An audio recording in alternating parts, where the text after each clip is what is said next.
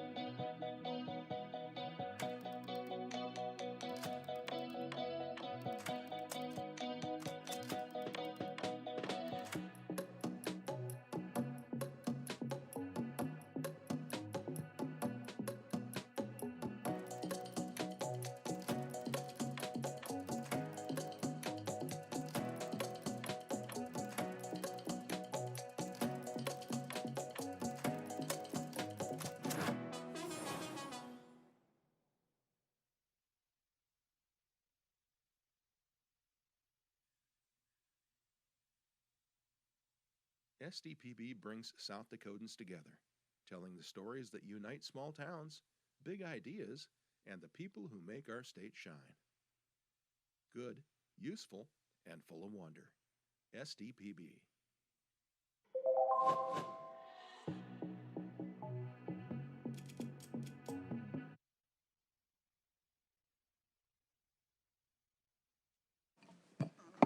All right. Good morning, everyone. Greetings to our internet listeners. I know that there's a special one out there, and I want to say good morning, dear. Anyway, I get to do that because I got the mic. So, reminder, everybody, keep your cell phones off, no disruptions. If you plan on testifying today, please sign in at sdlegislature.gov. Press the people icon next to the agenda on the home page and fill out the form, or you can do it directly by your phone by scanning the QR code in the agenda. At this time, I'd have the Secretary call the roll. Senator Miskimmons. Here. Vilhauer. Here. Carly. Here. Voida. Howard. Here. Foster. Here. Zickman. Here. Lapke. Here. Otten. Here. 8 present, 1 absent. We have a quorum.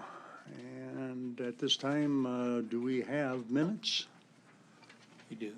Senator Miskimmons. Thank you, Mr. Chairman. I move to approve the minutes of Wednesday, February 18th.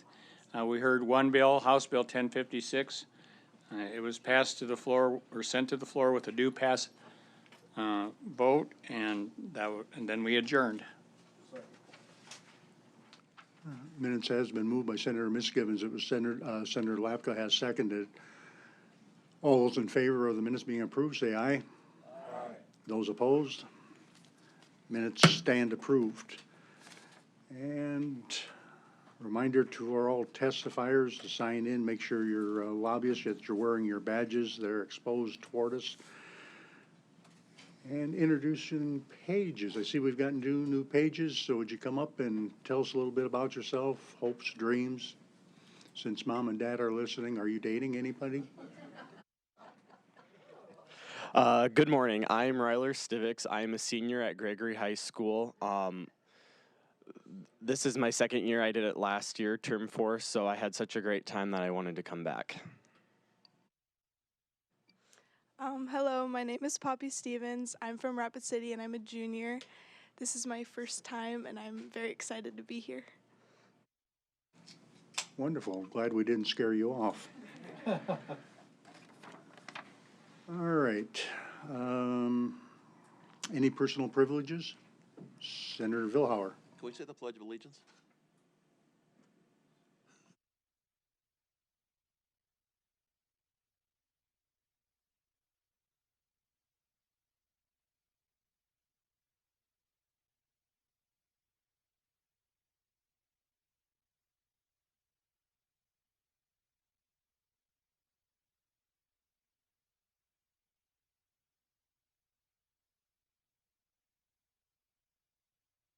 And thank you for that nudge. Since we don't have Senator Voida here, that I need somebody else to look after me. All righty. Just a reminder that all testimony and questions will be addressed through the chair. And now we are at consideration of bills. SB 74 to transfer monies to the general fund from the budget reserve fund and the general replacement fund and to declare an emergency. Good morning. Identify yourself and you may begin. Good morning, Mr. Chair, members of the committee. My name is Brandy Meisner with the Bureau of Finance and Management. This morning you have before you Senate Bill 74, which transfers money from our rainy day funds to the general fund. In essence, this bill allows the legislature to spend money from our reserve funds on one-time funding priorities this session.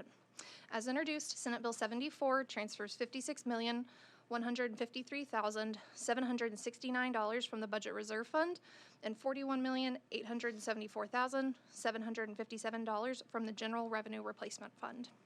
When this bill was introduced, it was based on the governor's recommended budget to maintain 12.5% in reserves. Since revenues were adopted at a higher level for FY27, the amount retained in reserves would be 12.35% after the transfer from Senate Bill 74. As discussions continue about one-time spending priorities during session, the amounts may need to change, but we are asking for your support today to keep the bill moving along in the process so that these conversations can continue. So with that, Mr. Chair, I would ask for your favorable consideration of Senate Bill 74. Thank you, and I'll stand by for questions. Other proponents of SB 74?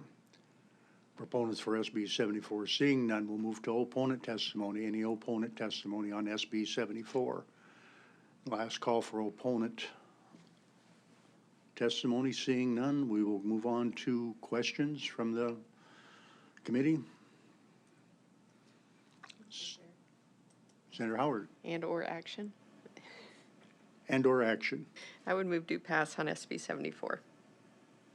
Senator Howard has moved do pass. Seconded by Senator Vilhauer. Any comments? No comments? All right. Mr. Secretary, would you call the roll?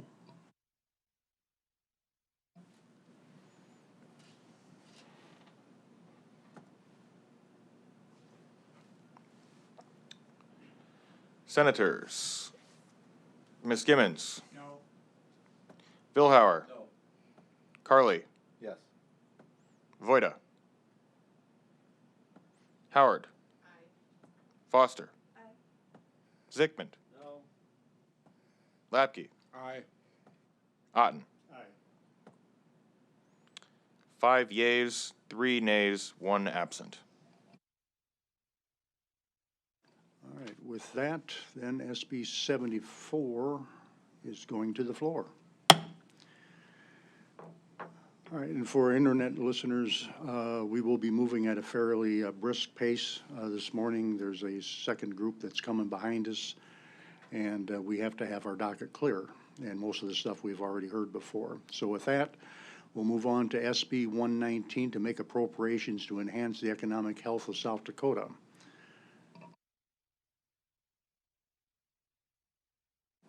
And I see that there is a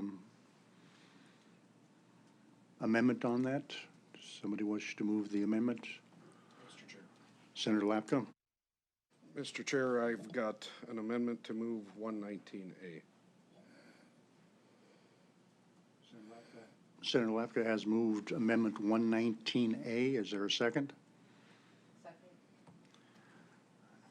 And Senator Howard has seconded it. Any comments on that, Senator Lapka?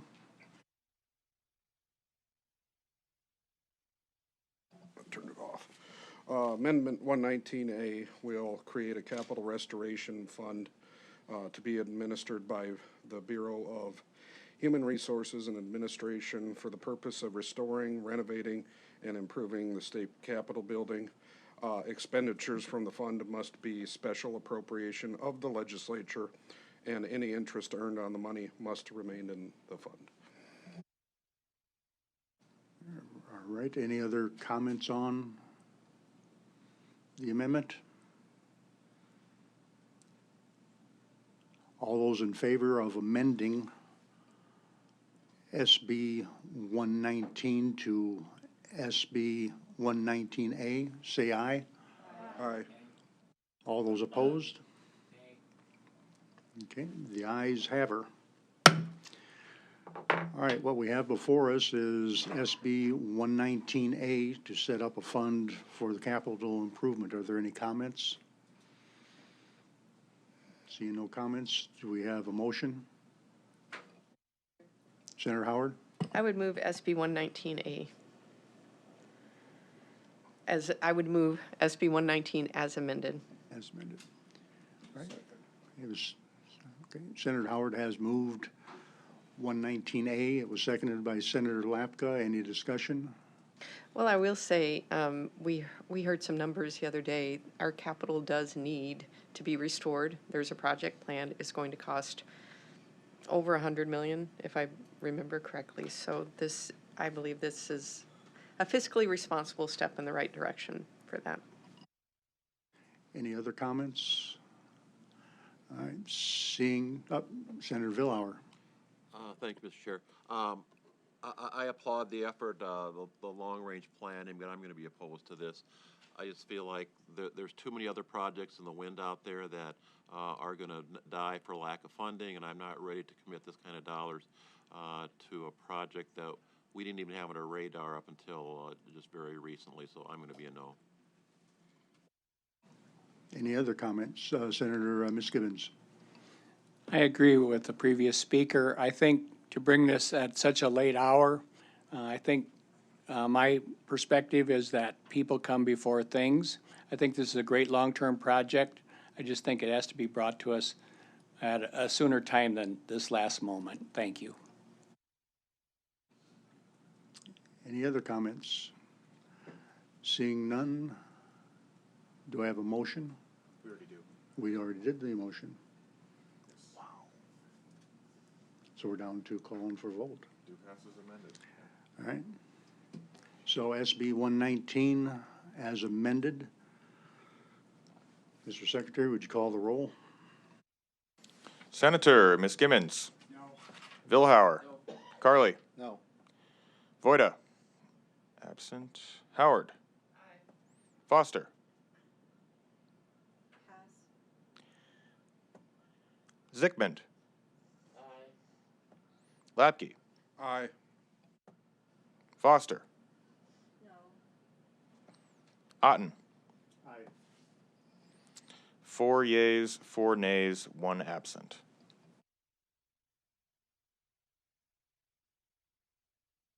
Foster changes vote to aye. And with 5 that, yeas, 3 nays, 1 absent. okay, with that, SB 119 will go to the floor. Okay, SB 120 to make an appropriation for economic development of South Dakota, and this is what we classify as a vehicle bill. Do I have any motion, or we have one as a discussion on it first? Discussion or action? I move to pass. Senator Misgibbons has moved due pass. It was seconded by Senator Howard. Any comments? All right. Yep, call the roll.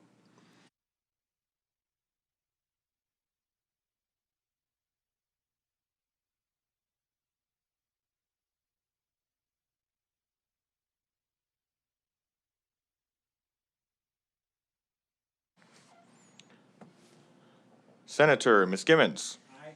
Vilhauer. Carly. No. Voida. Absent. Howard.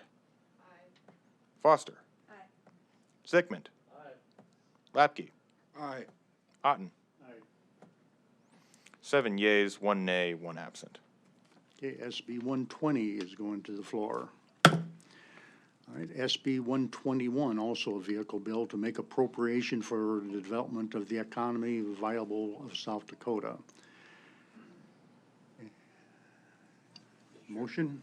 I move to pass. Second. Senator Vilhauer's moved due pass. It was seconded by Senator Misgibbons. Any comments? Seeing no comments. It was.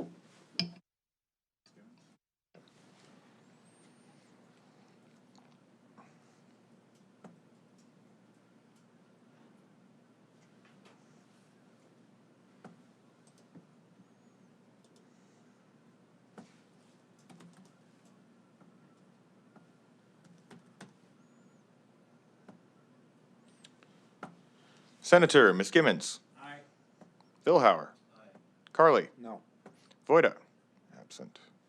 Howard. Foster. Zickman. Lapke. Aye. Otten. 7 yeas, 1 nay, 1 absent. All right, SB 121 to make appropriation for development of the economic viability of South Dakota is passed. All right, now we're going to go to our items that we actually had hearings on, and we actually deferred them. So up first before us is SB 222 to make appropriation for eligible water, wastewater, stormwater, and non-point source projects and to declare an emergency. Any comments?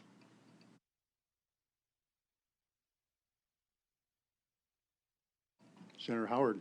I would move due pass on SB 222. Senator Howard has moved due pass on SB 222. It was seconded by Senator Lapka. Any comments? Well, everyone knows I believe in limited government, and making sure that our citizens have clean water is one of the critical functions. So, Any other comments? All right, Senator Vilhauer. Mr. Chair, I'll be supporting this. Initially, I was not, but when seeing that the riparian buffer strip project is going to be getting a lot of that funding, I've seen the benefits of that back in our part of the state, so I will be supporting this. Any other comments? All right, seeing none, Mr. Secretary, would you call the roll? Senator Misgibbons. Aye. Vilhauer. Aye. Carly. Aye. Voida. Absent. Howard. Foster. Zickman. Lapke. Aye. Otten.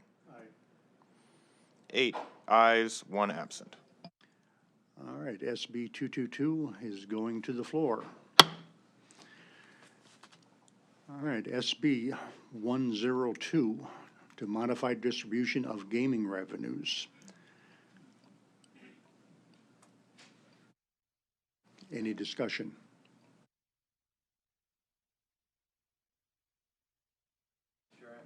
Senator Vilhauer. Pass.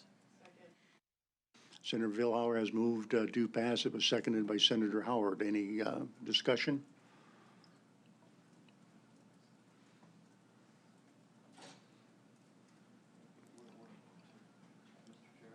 Yep. We skipped 106, didn't we? Did I go to 102? Yeah. That's awful neat of me, isn't it? We'll finish with 102, then we'll backtrack to 106. All right. Call the roll. Senator Misgibbons. Aye. Vilhauer. Aye. Carly. Aye. Voida. Absent. Howard.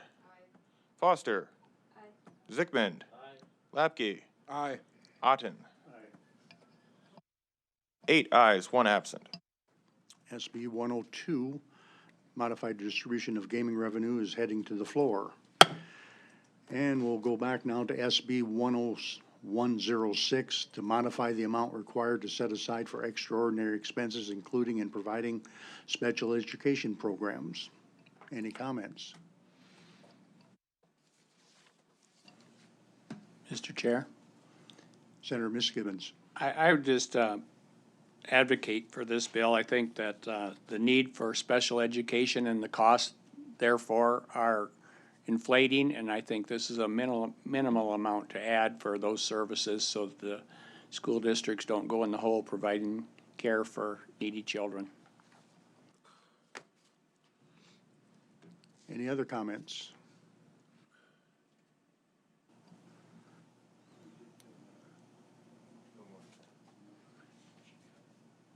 Senator Miskibbens.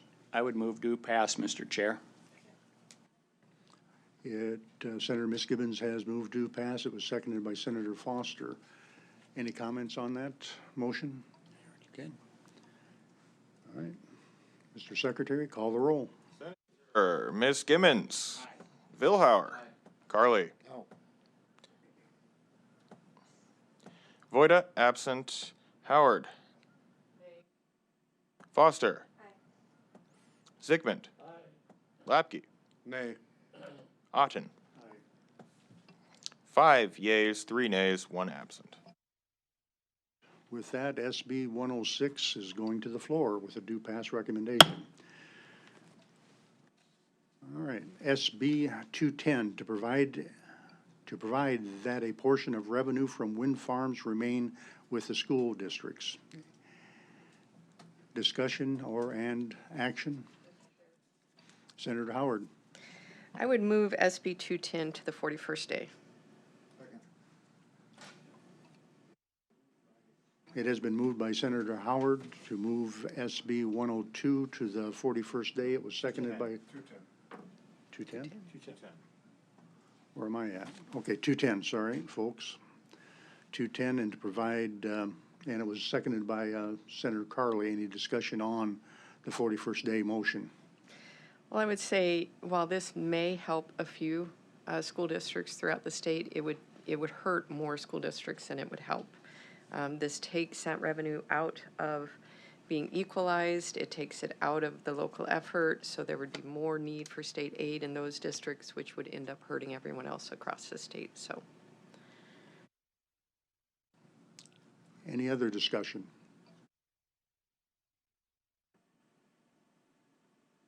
All right, we have the 41st day motion on SB 210.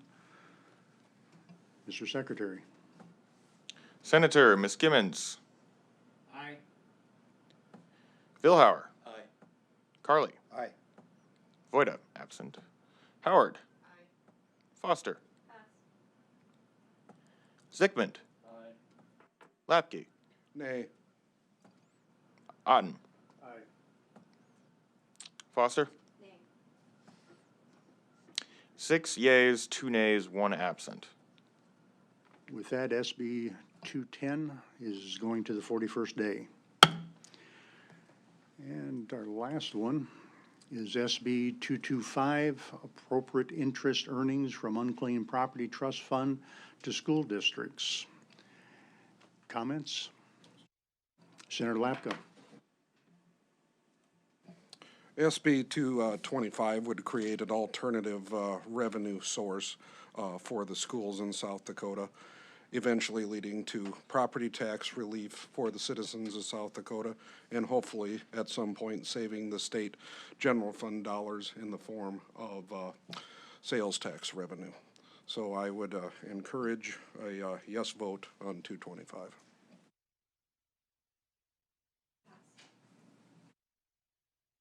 Okay, we have a due pass motion by Senator Foster. Is there a second? Senator Lapka has seconded it. Any comments on that, Senator? Okay. Mr. Senator Chair, Howard, I have a substitute motion. go with your substitute. I would move SB 225 to the 41st day.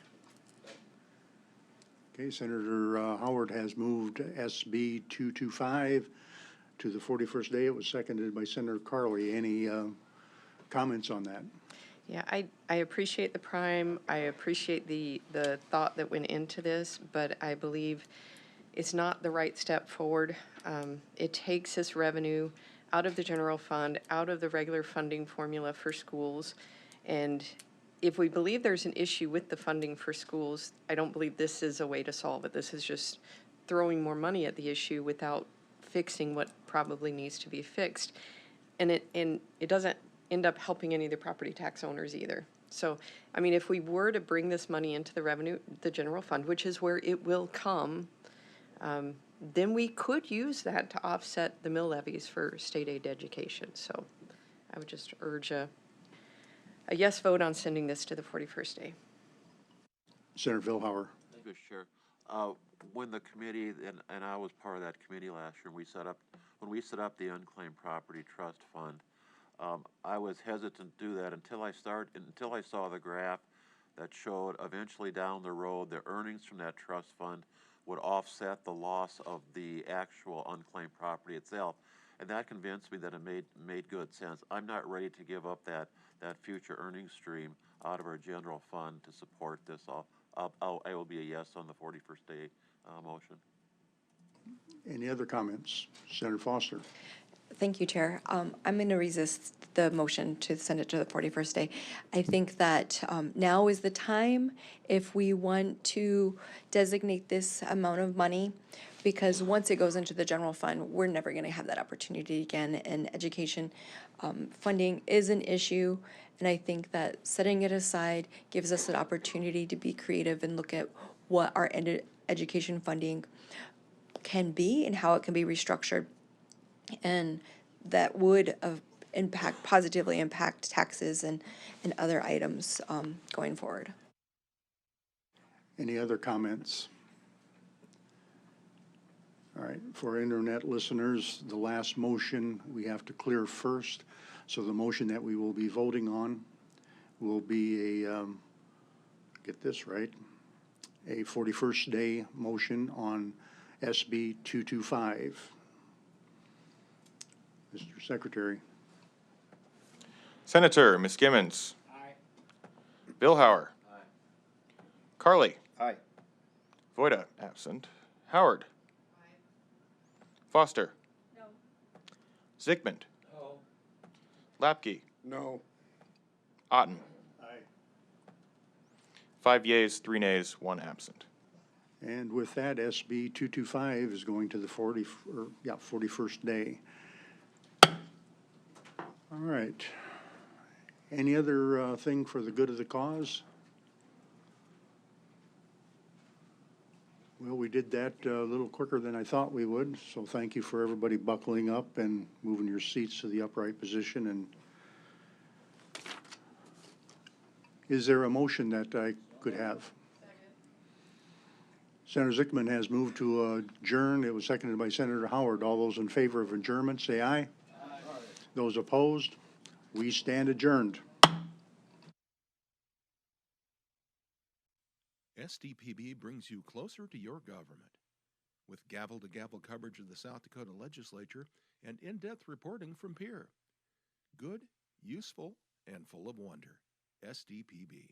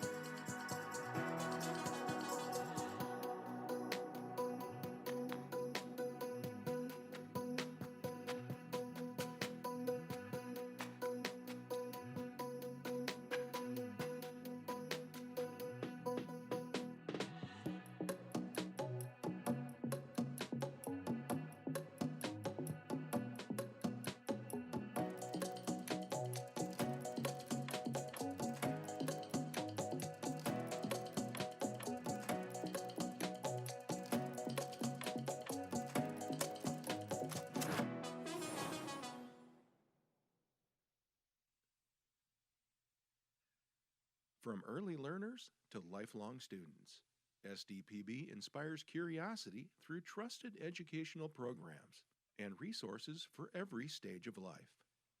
Good, useful, and full of wonder. SDPB.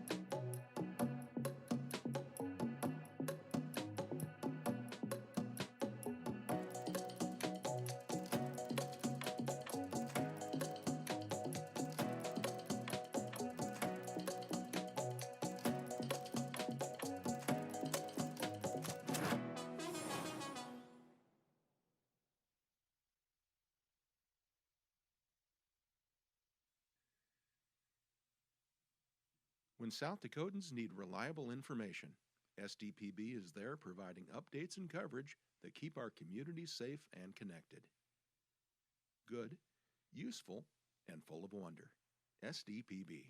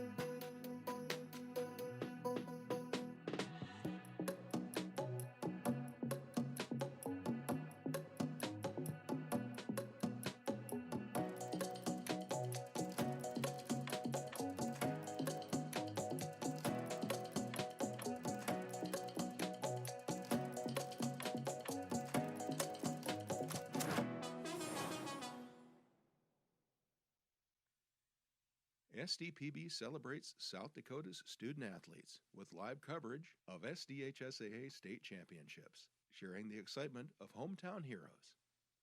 SDPB, good, useful, and full of wonder.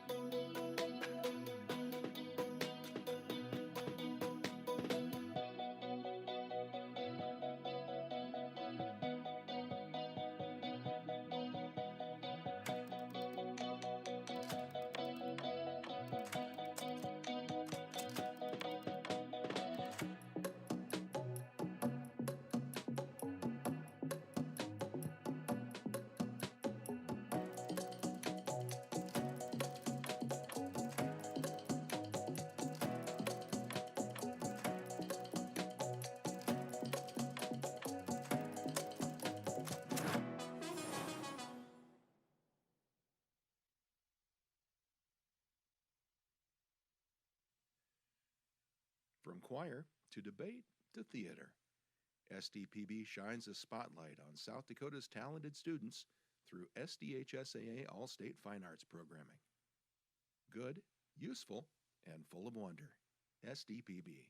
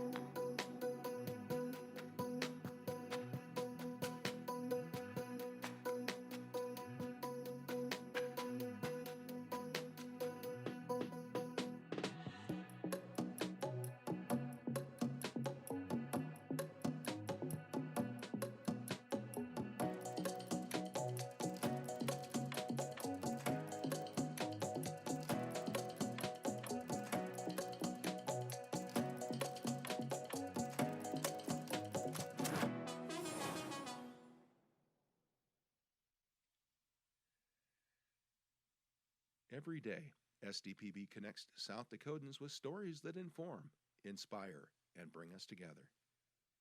SDPB, good, useful, and full of wonder.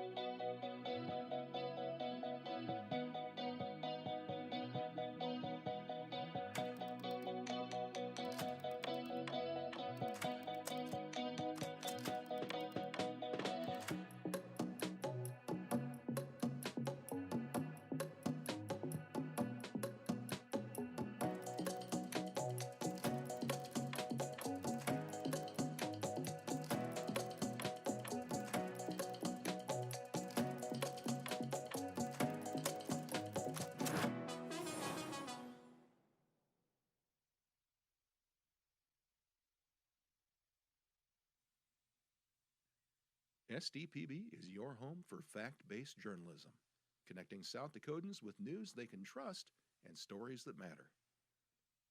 Good, useful, and full of wonder. SDPB.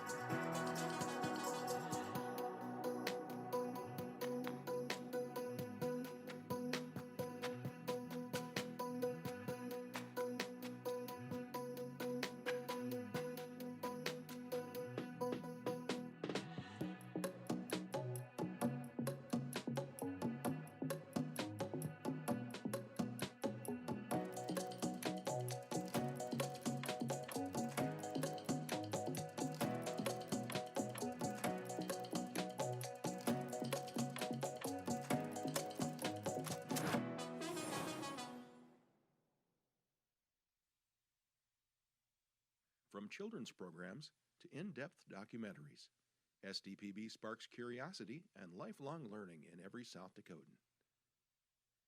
SDPB. Good, useful, and full of wonder.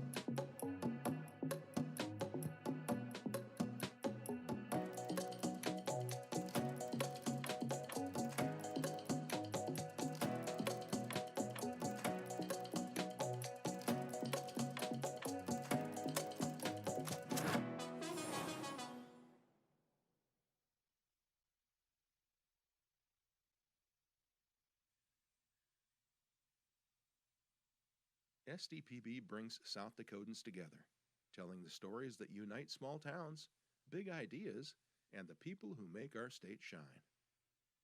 Good, useful, and full of wonder. SDPB.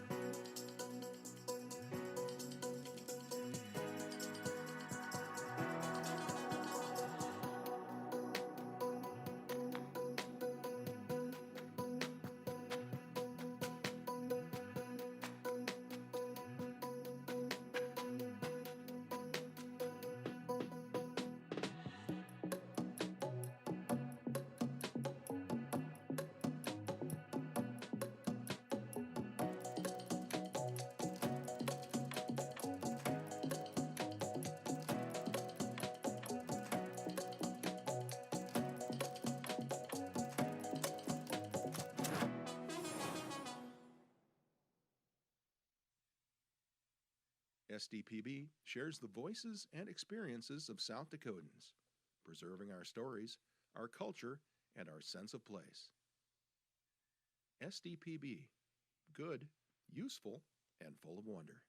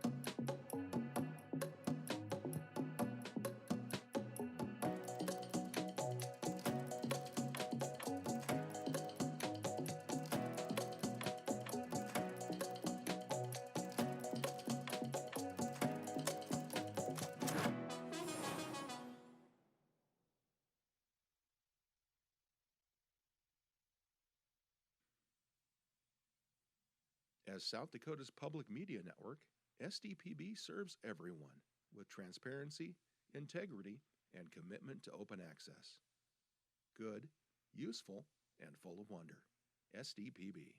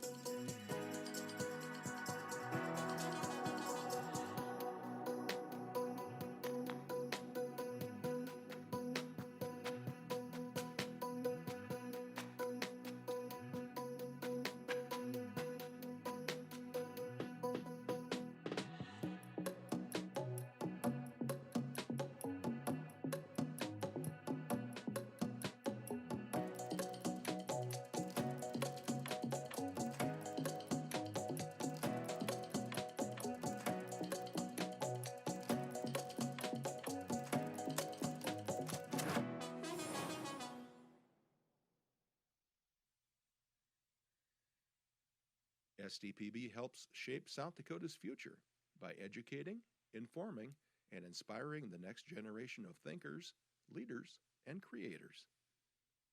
SDPB. Good, useful, and full of wonder.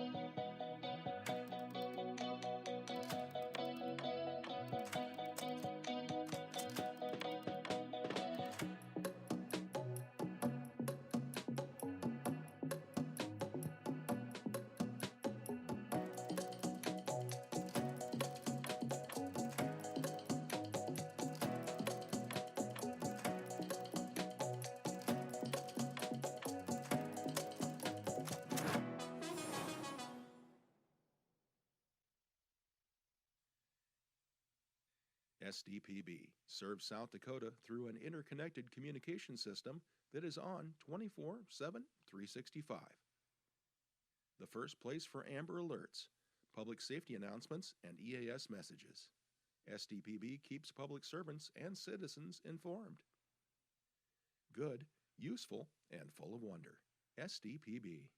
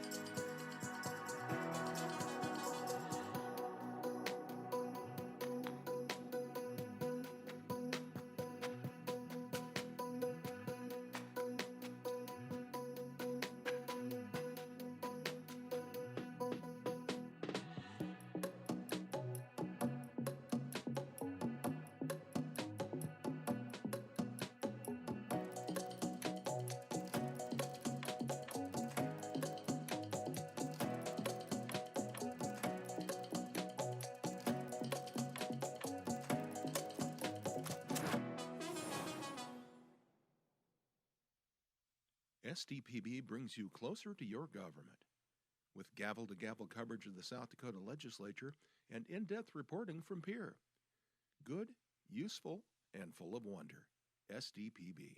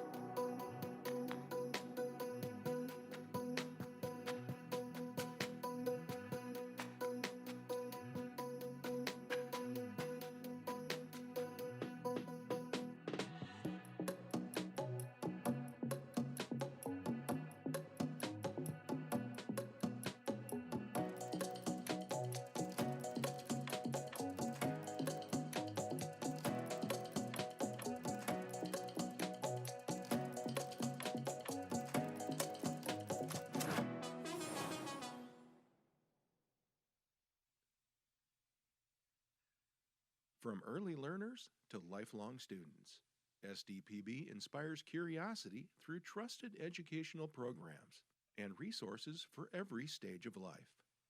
Good, useful, and full of wonder. SDPB.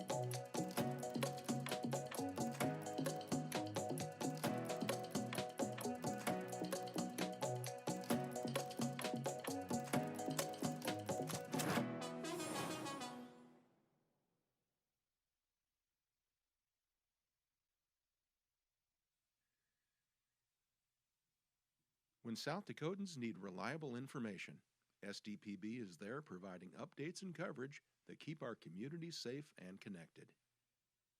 Good, useful, and full of wonder.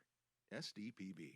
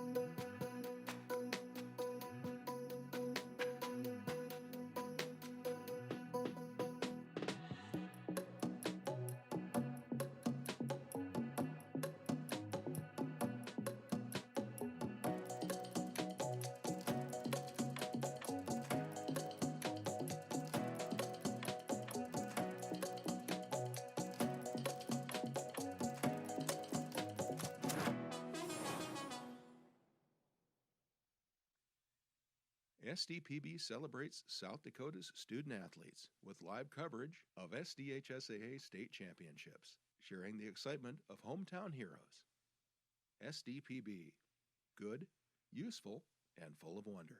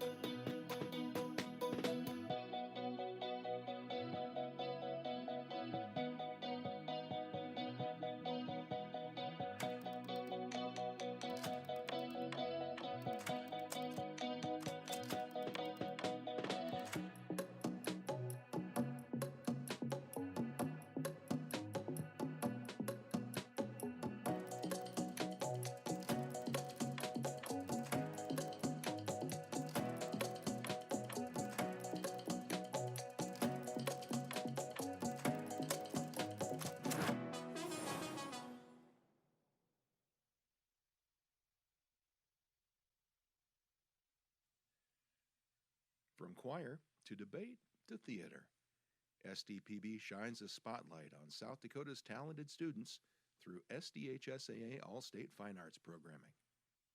Good, useful, and full of wonder. SDPB.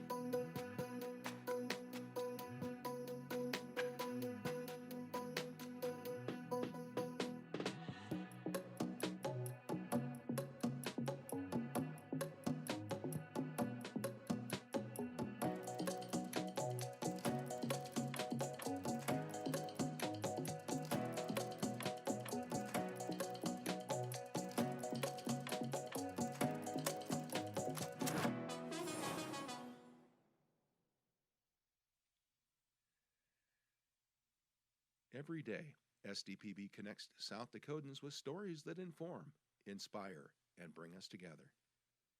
SDPB, good, useful, and full of wonder.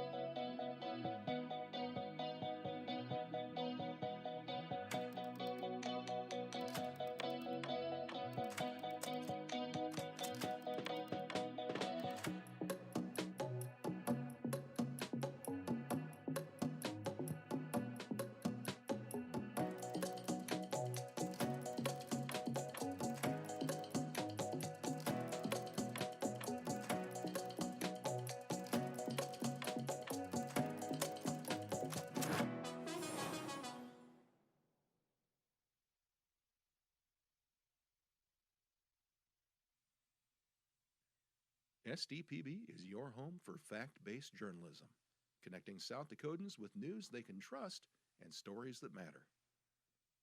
Good, useful, and full of wonder. SDPB.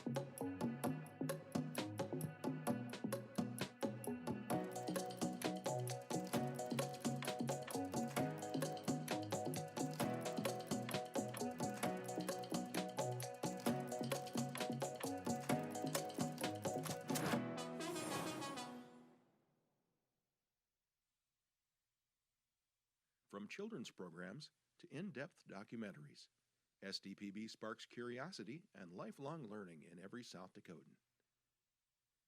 SDPB. Good, useful, and full of wonder.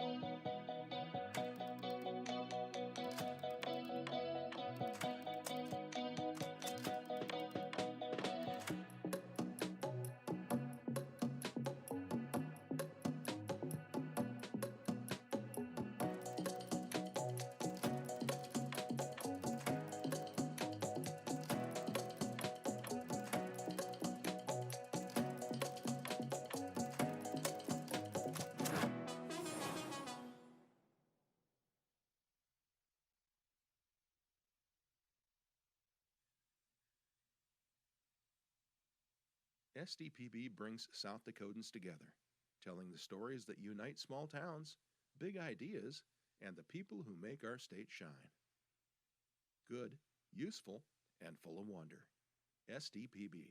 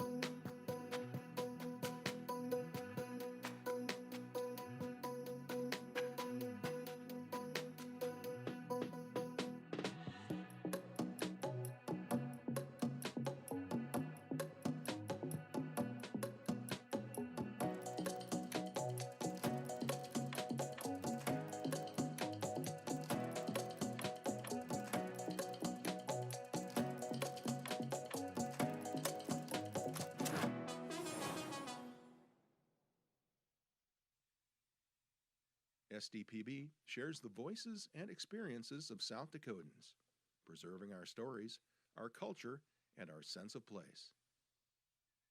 SDPB, good, useful, and full of wonder.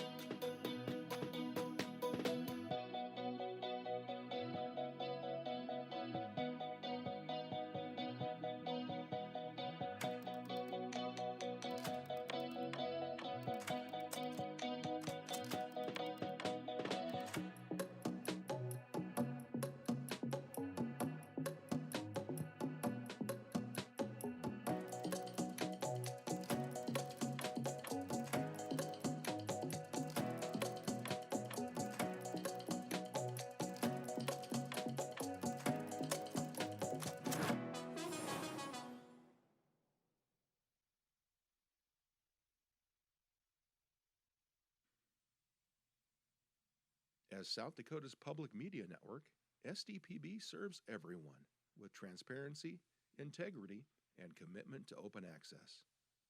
Good, useful, and full of wonder. SDPB.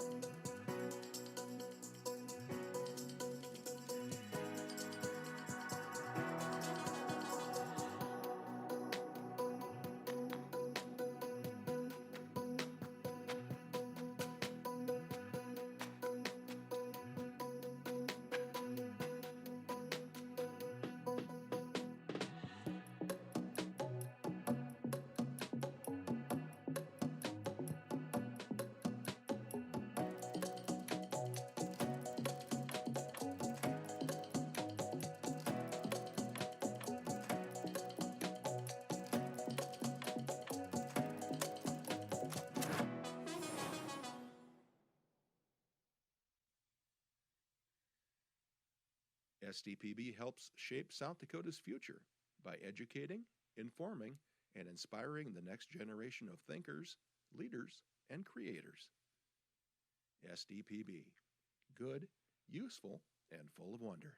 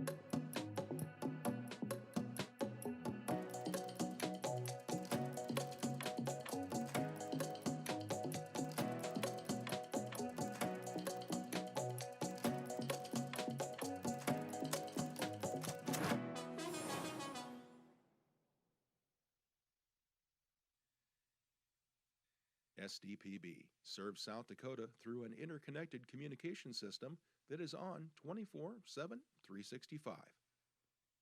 The first place for Amber Alerts, public safety announcements, and EAS messages. SDPB keeps public servants and citizens informed. Good, useful, and full of wonder. SDPB.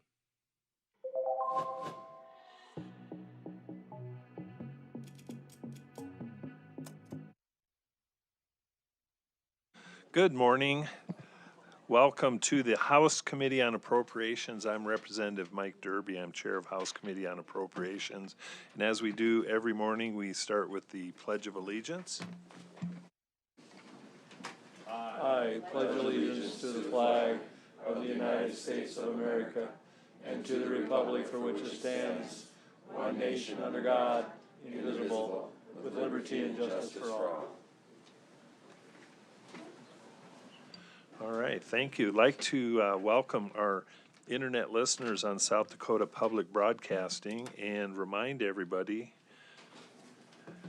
to please turn off your cell phones. Lobbyists must be wearing badges for the organization they're representing, and any testifiers must sign the guest register, and the pages can help you with that.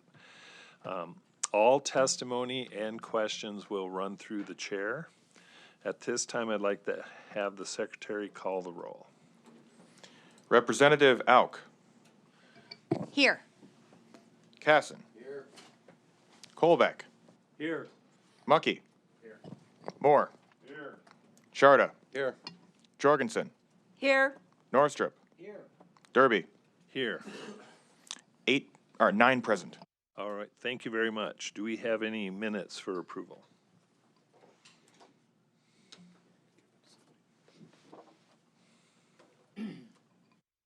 Mr. Chair, I Representative Norstrup. move to approve the minutes of Friday, February 20th, 2026. Motion by Representative Norstrup, seconded by Representative Moore. All in favor say aye. Aye. Opposed? Motion carries. This time we'd like to have the pages please come up to the front here. Have a seat. Please introduce yourself. Tell us where you're from, future plans, and what your favorite hobby is. Welcome. My name is Lily Sortland. I'm from Rapid City Central. I plan on pursuing chemical engineering, and I really like music. Okay, have you got School of Mines already picked out, or what's your plans?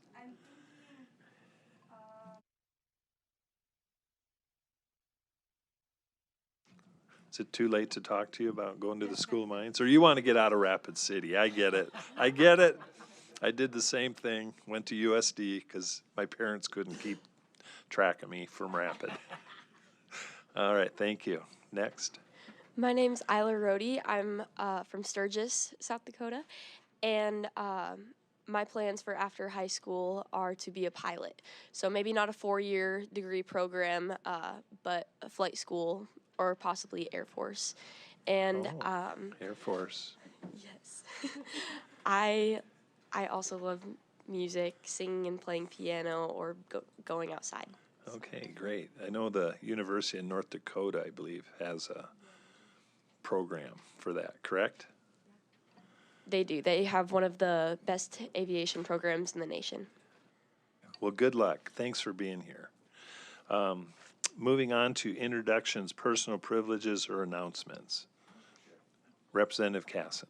Yeah, thank you, Mr. Chair. I actually would like to welcome the USD Political Science League to the Capitol today, and for wandering into the appropriations room. I don't know who talked them into that, but anyway, they're here. They're a group of 10 or 11 students that I spoke to last night. They had wonderful questions, and it was just really good to interact with them. They had a lot of questions about the internship program, so I'm sure in future years you might see some of these folks back working in internship roles. Did you want them to introduce themselves? Yes. State your name and where you're from. Thank you. My name is Alexander Vonderhout. I'm from Rapid City, South Dakota. Great. My name is Gavin Bitts, and I'm from Aberdeen, South Dakota. My name is Elijah McPherson. I'm from Box Elder, South Dakota. My name's Katie Roselle. I'm from Redfield, South Dakota.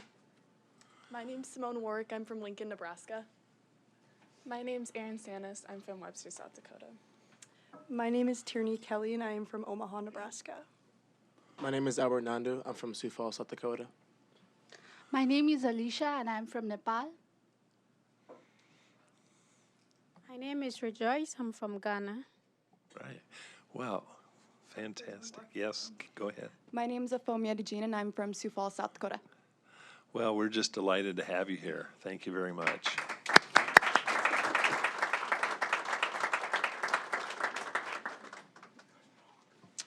Okay, any other announcements?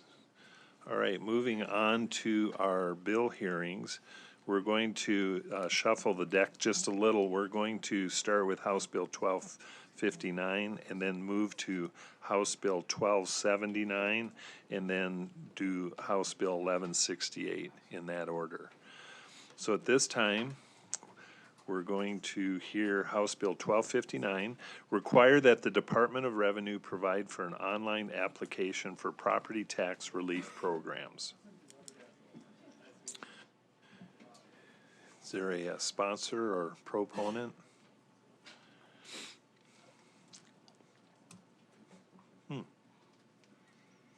Is there anybody online? Well, you know what we're going to do out of courtesy to a sponsor, we're going to move House Bill 1279 up and we'll switch spots. Is the sponsor of that bill ready? Okay. Welcome and please identify yourself.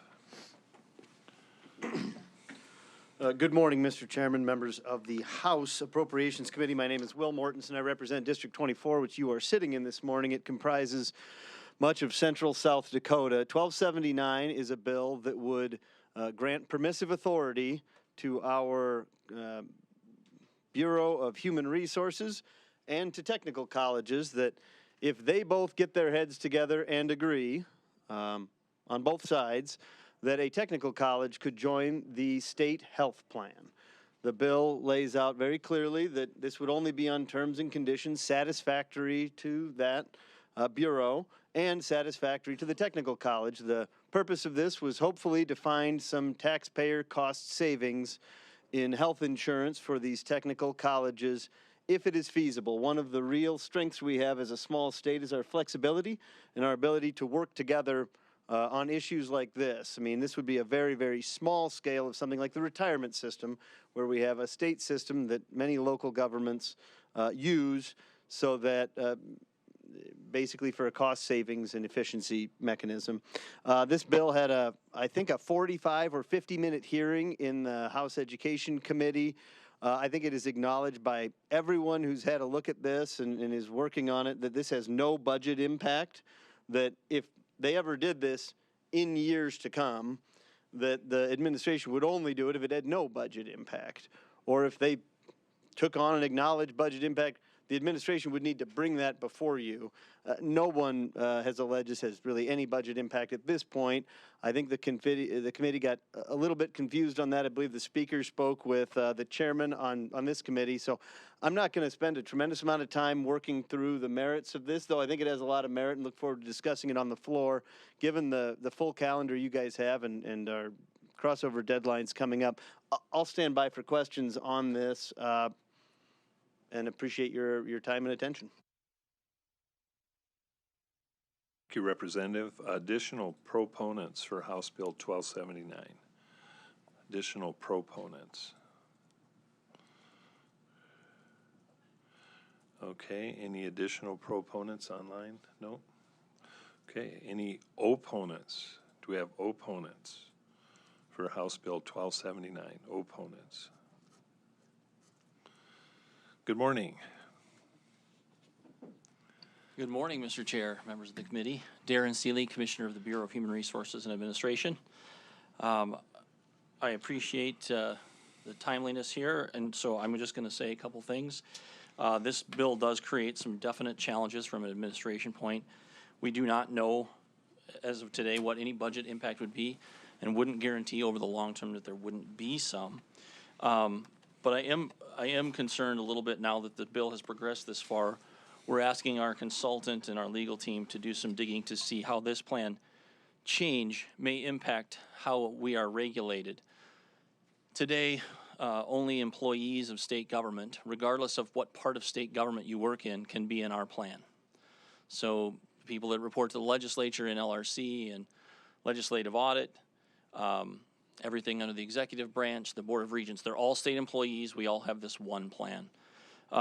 Introducing non-state employees, which the technical colleges are, they either report into their local K-12 system in the case of 3 of them, or are their own standalone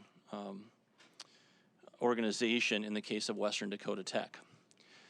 May introduce some complexities around government reporting and making us an ERISA plan. We're not quite sure yet. We're not today as a government plan only available to our state government employees. So we're asking some questions to find out what that might mean and whether or not that would change the game for us. The other is, there are some other, we're a plan that is not governed by the Department of, Division of Insurance, but there is a chance when we start entering into agreements with others that we may need to become that because we're now going to be providing insurance to somebody that isn't our employee. We're a self-funded plan. We're in place specifically for state government employees.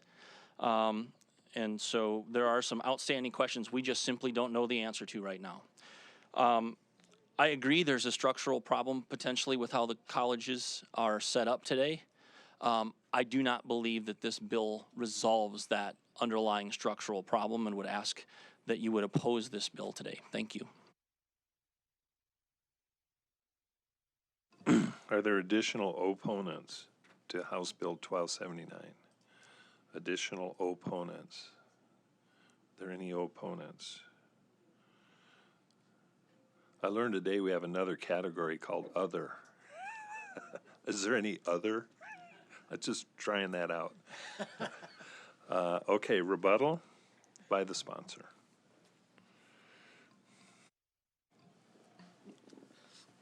Thank you, Mr. Chairman. That took a bit of a turn I didn't expect, in that was testimony that was not brought in our 50-minute go-around in the House Education Committee. So let's just get into it. How does ERISA cover governmental plans? If there's a plan like our state health plan that is set up by the state, and you are welcoming in political subdivisions of the state, of which all of our technical colleges are. Let me take a half step back. 3 of our technical colleges are under school boards. In Sioux Falls, Watertown, and Mitchell, they are under school boards. That's what they call the Local Education Agency, or the LEA. Those folks right now are on the health plans of each of those school districts. A 4th in Rapid City, Western Dakota Tech, has spun off of the school district, a mechanism created by this legislature that all of them have. Only Western Dakota Tech is elected to do that. But it meant that they moved all of their back office tasks, including their health insurance, out to their own. They've been struggling uniquely with the whips of having a smaller insurance pool, and it's been, frankly, eating a hole in their budget. This bill is entirely permissive.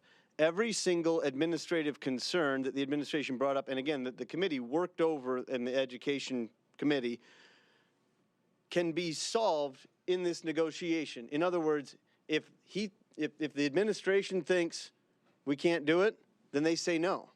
This bill says on page 1, line 14, on terms and conditions agreed by the Human Resources Commissioner. That's the fellow who was just up here talking.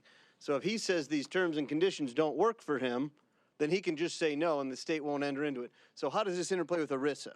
In Advisory Opinion 1975-30 from the Department of Labor, it talked about a valley authority joining a state health plan. It says that it is explicitly exempt from the provisions of ERISA.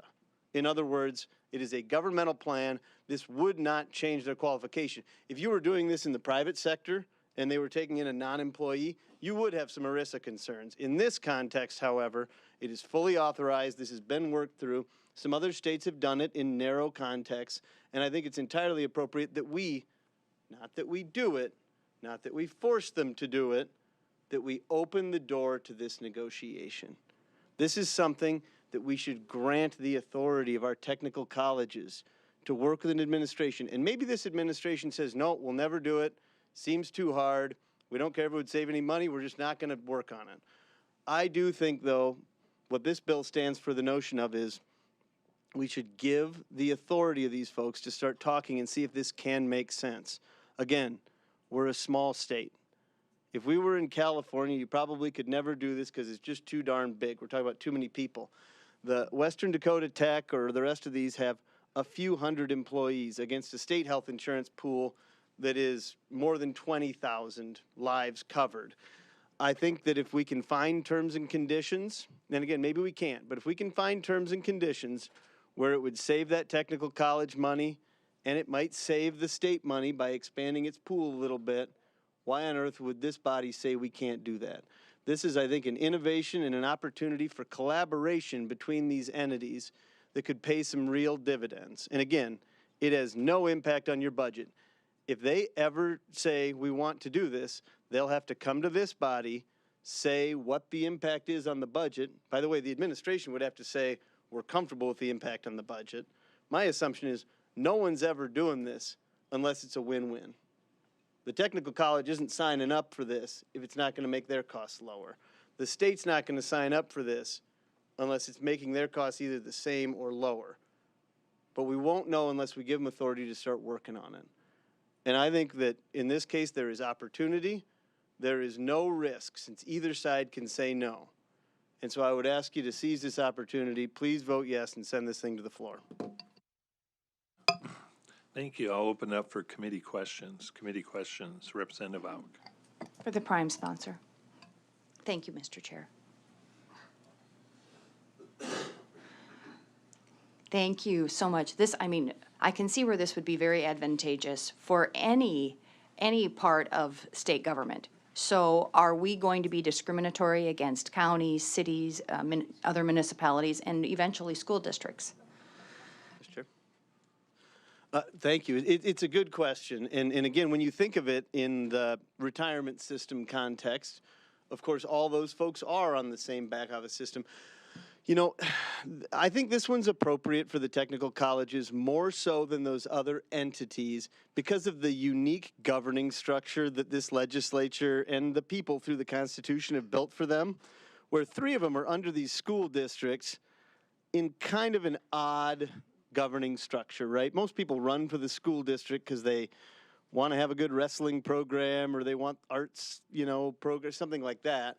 And then they wind up functionally running a technical college. And so they are, to me, the entity where this makes sense to look at first. If they have roaring success in this, and I don't know if they will or not, again, when the commissioner was in the House Education Committee, he raised some, are we going to need more claims agents? Are we going to need this? Are we going to need whatever?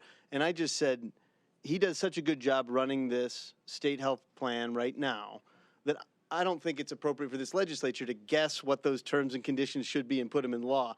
I think we just trust that they say, don't sign up for it unless you think this makes our plan stronger. So when you think about other entities that might want similar permissive access, they may, but I think that when you start talking about thousands or tens of thousands of employees like they have at the school district, county, city level, that's a lot different than these 4 institutions that are narrowly constrained under state law. And again, sit in this odd, they have the State Board of Tech Ed.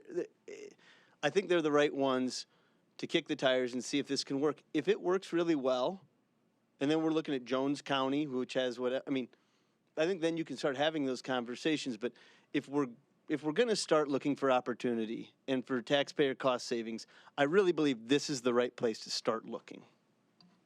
Follow up? Follow up. Oh, I agree. But if we open this up to the tech schools, then are we lining ourselves to open it up to other entities throughout the state that are not necessarily state employees? Because then you get into the discrimination area, especially when it comes to pooling insurance, especially when you're self-funded. So I'm just saying cautiously. I'm asking this question cautiously. Mr. Chair, it's a great question. but it is an analysis of only if they come before this body, and this body by statute approves. I mean, there's a reason why, although we're giving him all the discretion, he doesn't have that discretion today, is that our state laws that govern this would not then provide that. So, but that would be a question that would have to come in and win merit before this entity, and then ultimately would have to win merit in front of the administration. But I guess it'd be a strange reason to kill it to say, if you guys do this and it works so well that other people want to do it, that, and I'm not saying you're saying we should defeat it, but might somebody ask for similar down the road? They might, but only if it works well. Additional questions? Any additional Representative Mucky. Thank you, Mr. Chair. Question for Mr. Seeley.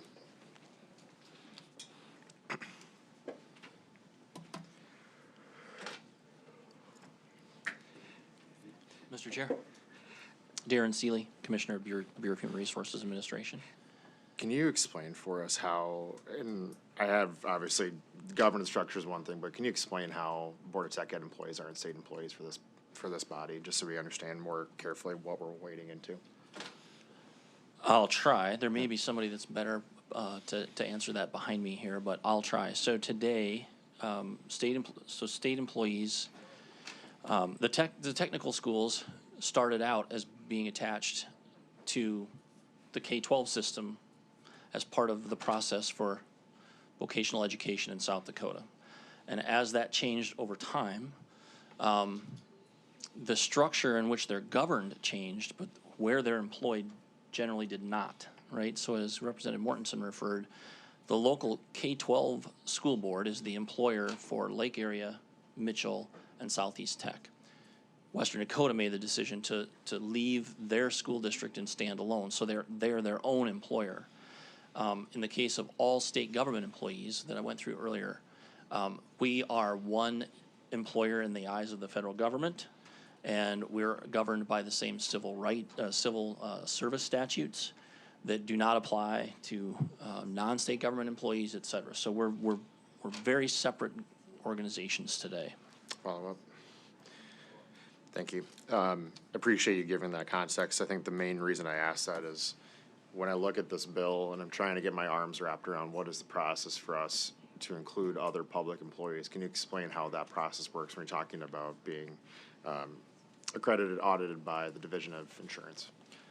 Mr. Chair, I'm gonna tell you that I'm no lawyer, right? I'm a guy who tries to make things run smoothly and efficiently, and I make sure the lawyers tell me what I need to do to get it right. So I think where we're going to be concerned, or where we are concerned, and a lot of what we spent time about in the last hearing was the difficulty of serving people who aren't in our systems, to know what did they enroll in across our benefit plans in order to be able to provide them the service they need, that I can see for every employee of state government today. I'd have to build connection points between their potentially 4 different systems, I assume they're all on their own system, into mine in order to see that. That creates some problems and challenges.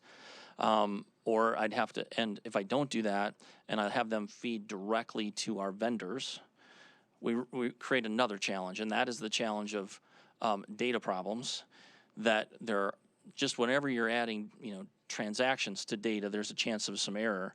But as people move from one of these employers to another, whether it's state government to a tech school, one tech school to another, from Board of Regents, et cetera, there will be overlap in data, and it will likely cause, if it's coming from multiple sources, it will likely cause errors that impact employees that we have to resolve. Coverage dates start, coverage dates end. All those things become real challenges for us as the number of systems increases. If these were state employees on state systems, this is a much different conundrum from an administration standpoint. Does that answer your question at least partially? Additional questions? Representative Moore. Thank you, Mr. Chair. This one's for the Prime.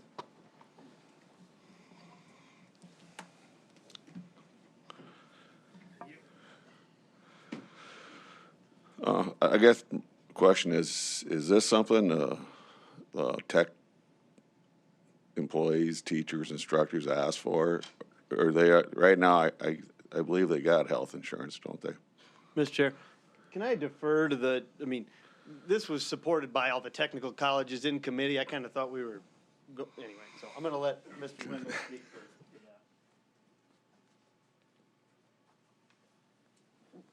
first. Mr. Chair, Representative Moore, my name is Nick Wendell. I serve as the Executive Director of the South Dakota Board of Technical Education. The state's 4 technical colleges are in support of this effort. Certainly our employees, faculty, staff, administrators have access to quality health insurance now.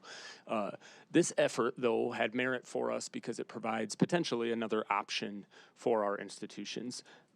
You know, we really try to focus on providing high quality, affordable technical education, but there are unavoidable and increasing costs, and one of those in recent years has been the cost of health insurance coverage. And so this would provide one more option to address some of those increasing costs if, with the commissioner and in the leadership of a technical college, we found terms that were acceptable to both parties. But our 4 technical colleges in the board would be in full support of this effort just to provide an additional option. Thank you. Representative Auk. Thank you, Mr. Chair. Question for the prime. You can stay right there. You can stay right there. Hey, love it, love it. This is my wheelhouse. So I'm reading the definition of the South Dakota State Health Insurance Pool.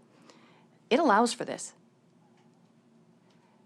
And if that's the case, it is regulated by who can be who can receive insurance from the South Dakota Health Insurance Risk Pool by state law. So what we're opening this up to is we're opening it up to any entity of state government defined under the retirement definition if that was something that the legislature wanted to open it up to. So with that being said, I mean, a bigger pool, of course, reduces rates for everyone. I mean, it just makes sense. So just so we're understanding that if we open this up, there will be other entities of state government that are going to come before this body and ask to be a member of the South Dakota Health Insurance Risk Pool. And if we deny them, they could claim discrimination. I'm just saying that is a possibility. Have you talked to the people who are the insurance plan providers to see if they would agree to this? Okay, I think there's 2 things there. The first one is that as you read, I guess, 3-6E-1, you think that it would, current law, not under my bill, would allow any county or city employee to, is that, am I understanding your assertion correctly? Because it's a public entity. Mr. Chair? So I'll just point you in 3-6E, this is section 1 of the bill. The Bureau, Mr. Seeley, may establish a benefits plan for plan-eligible employees of the state. That is the current law. So only state employees, not county or city. So good on that. And then we're adding and technical college employees. And so I am not too concerned about that. I guess I would ask Mr. Seeley if he believes those folks are eligible today. Or am I misunderstanding you? Mr. Chair, thank you. No. You and I we're right on the same page. Okay. We're totally agreeing. Yep. But what I'm saying is that next year, the counties, the municipalities now will be able to come and say, okay, well, we have this set of state employees, these set of employees who are not state employees, who have joined the risk pool, who have joined the state insurance pool. So now we'd like to join too. So I'm just saying, not that I am disagreeing with you. I think this is a wonderful idea, but we need to be prepared for others. Once you open up Pandora's box, if I may say that, there is an opportunity for other public entities to join that risk pool also.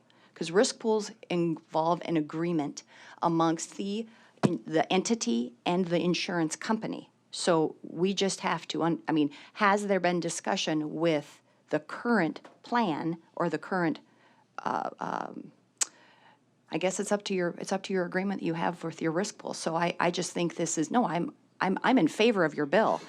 I am just asking you if we are aware that this may open the door to other entities within the state to use the state insurance. Mr. Chair, it is a question. And again, I think they're only going to come asking that for additional authority from this legislature if it goes well. But if it goes well, that's good, because that means we saved tens, maybe hundreds of thousands, maybe millions of dollars of state tax dollars. And then if if it works really well, and then you can continue to build on that. But I would suggest this is an area, if that's a goal overall, that it's crawl before you walk, before you run. And these technical colleges are just so uniquely situated as kind of a quasi, are they state, are they school district, are they something else entirely, that this is the right, again, crawl, not even walking, I would say. Additional questions? Additional questions? Representative Colbeck. Thank you. And either one of you two fine gentlemen can answer this one here, but after listening to all this here, would it not be better if we just formed a technical college board and had all 4 technical colleges under one board? Therefore, everybody would be a state employee and wouldn't have to worry about the health insurance? I mean, I've been working on this for more than 10 years. When I graduated from law school, I was practicing law, but I got hired to be the general counsel for the Board of Technical Education. It didn't even exist at the time. And I, in conjunction with the Lieutenant Governor and a couple others, wrote Chapter 1334A, under which they are governed. So I've been thinking real hard about, should these guys just be state employees? Should they not? I think there's some merit that maybe they should. But it's back to the crawl, walk, run kind of thing, is that, these school boards right now are really proud of these technical colleges. In Sioux Falls, they work really well together. In Watertown, they work really well together. And so you don't want to sever them if they don't want to be severed. So I do think medium, maybe long term, maybe you do go to that. But it's a really good question. It's not one that's in my bill today. It's something that I've thought about a lot, and maybe in 10 years that will be the case. Additional questions? Representative Jorgensen. Thank you, Mr. Chair. For Mr. Seeley.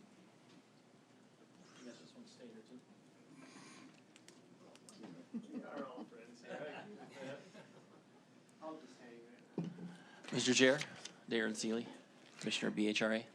Thank you, Mr. Chair. So I'm a little confused. So you said that when people were going like Board of Regents, or they were moving around, that would be an issue with the insurance portal. But I mean, that happens all the time. So I'm really confused as to why that would be an issue. Thank you. Mr. Chair, where it would be an issue is if we're feeding our vendors from multiple data sources. Because a termination date in one place is going to travel across cyberspace at the same time that a start date is going to start, and we're going to have to figure out who's paying the bill over the course of that time, or does something get cut because the file came after a start date, right? Because if you're going from multiple data sources, because today all of the data we send to all of our vendors comes from one source, ours. But if we don't find a way to get them into our systems, then we've got to figure out how do we get data fed from their systems to the vendors. We're not the ultimate receiver. We keep data, but we don't have health transaction data. Wellmark does. We don't have EAP data. That provider does. Does that make some level of sense, what I'm saying? Representative Casson. Thank you, Mr. Question for Mr. Seeley. Thank you for being here. And, I think one of the better hearings we heard this year was you going through what you inherited when you took over this role. And really complicated things that you've worked through to get us to this point here. I guess where I'm a little bit struggling is this seems like this is nothing compared to what you inherited as far as what's complicated, as far as working with the, you know, the technical college and all this in order to make this work, comparative to what you said in your testimony as far as what you inherited, the mess that you inherited. This seems like something, I mean, with all due, you know, kudos to you for what you were able to do. This seems like something, if it's permissive and you guys have to come to the table and figure this out together, this seems like something where you can actually get there. Can you tell me what I'm missing? Mr. Chair, ultimately, do I think I can get there? Yeah, we could figure it out. We could. I want to stress, we're not a choice, right? We're not another option. We would not want people coming in and going out of our plan when the rate got better for them after they've had some better experience and they could go to the marketplace. And that becomes a real concern for me, and it should for the state budget as well, right? As people incur expenses and leave, they leave behind what I call a tail, right? There are expenses that don't get paid for several months. You've got to figure out how is that going to be paid if they decide to leave. In my mind, if somebody comes on the plan, they got to stay for the rest of eternity. They're not leaving as long as South Dakota exists. We're not a choice. The other thing I will say, too, that I think is extraordinarily different about us, and we'll use the SDRS example. SDRS is a very long-term, very structured, driven by statute. We set up an entire new agency of state government to do SDRS, and it works very well in that world. Health plans don't function like retirement. Health plans need to be responded to in year after year, not 20 years or 30 years, right? We can't project with real absolute certainty, although I will tell you our vendor's been extraordinarily good. We can't predict with absolute certainty where things are going to go like they can do with actuarial data in the retirement plan. And so from my perspective, the plan works well because it works for one employer. We make good decisions, make recommendations through the governor and the budget, come to appropriations where you study and learn what we're doing and how we're setting things, and it works because we're only impacting one employer. The challenge is going to be very real. If I go down Representative Auck's long-term question, are you going to have to set up some different structure to govern a health plan that covers counties, cities, all the school districts if they want in, everybody who wants a chance to get in, that it changes the game dramatically from what we're doing today. And I think this is a crawl, not walk or run situation. But the downstream impacts of this could be very real and very different than what we see today and the success we're having, because today it's very easy to control. It's one employer. Follow up. Thank you, Mr. Chair. Just a quick follow-up. So I'm just kind of taking it back. You mentioned timing, and you mentioned that what you would really like to see is that once you would opt in, you don't opt out, right? You don't go back to the competition. But according to what we're trying to do today, you could set the requirement and say, hey, listen, the timing, you have to submit reports by X date, and you can't opt out, according to the way that I read it. Is that correct? Mr. Chair, it's set up to be very much a mutual agreement on how it's going to work. Yes. Representative Jorgensen? I know we'll probably need to keep moving. Thank you, Mr. Chair. Okay, I have a question too. So Oh, go ahead. okay. So I guess my question is, if we have state employees who are on the health plan and their spouse is on another plan, I mean, they can opt out of their health plan as well and go to that plan. They don't have to stay forever on the state health plan, correct?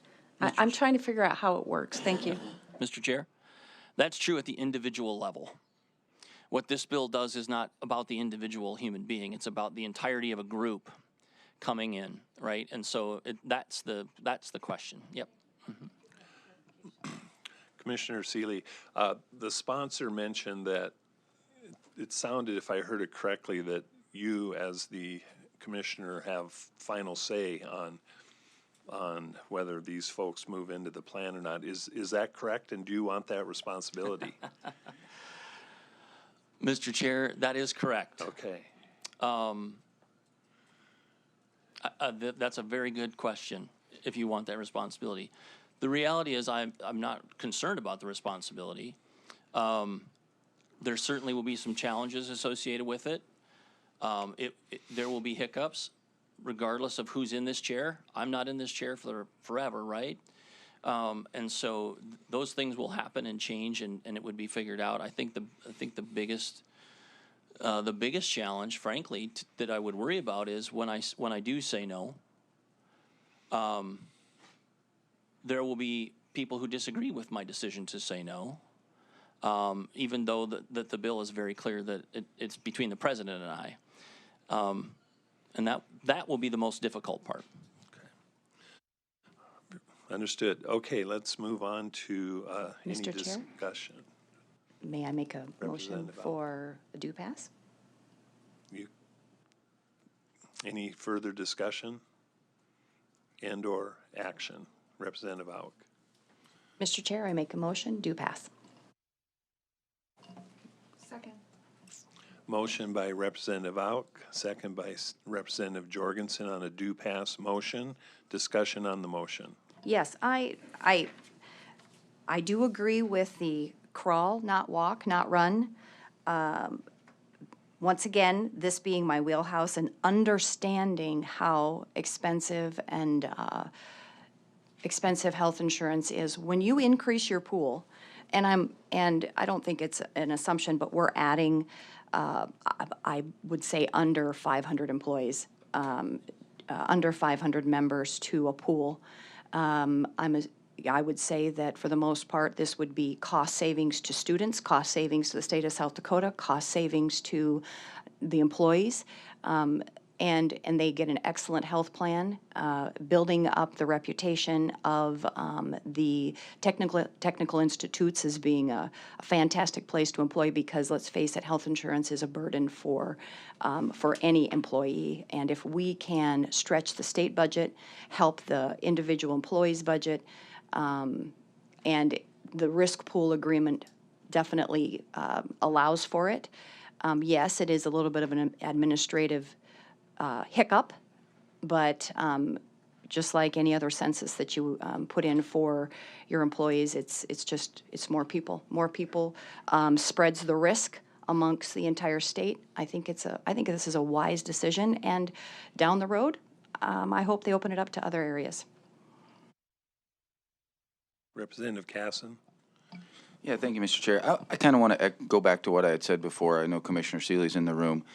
One of the more proud moments I've had of being in the legislature is listening to what they've done with the health plan in South Dakota comparative to when he inherited this thing to where we sit now. And so I'm fully comfortable with this. I think there's a lot of things that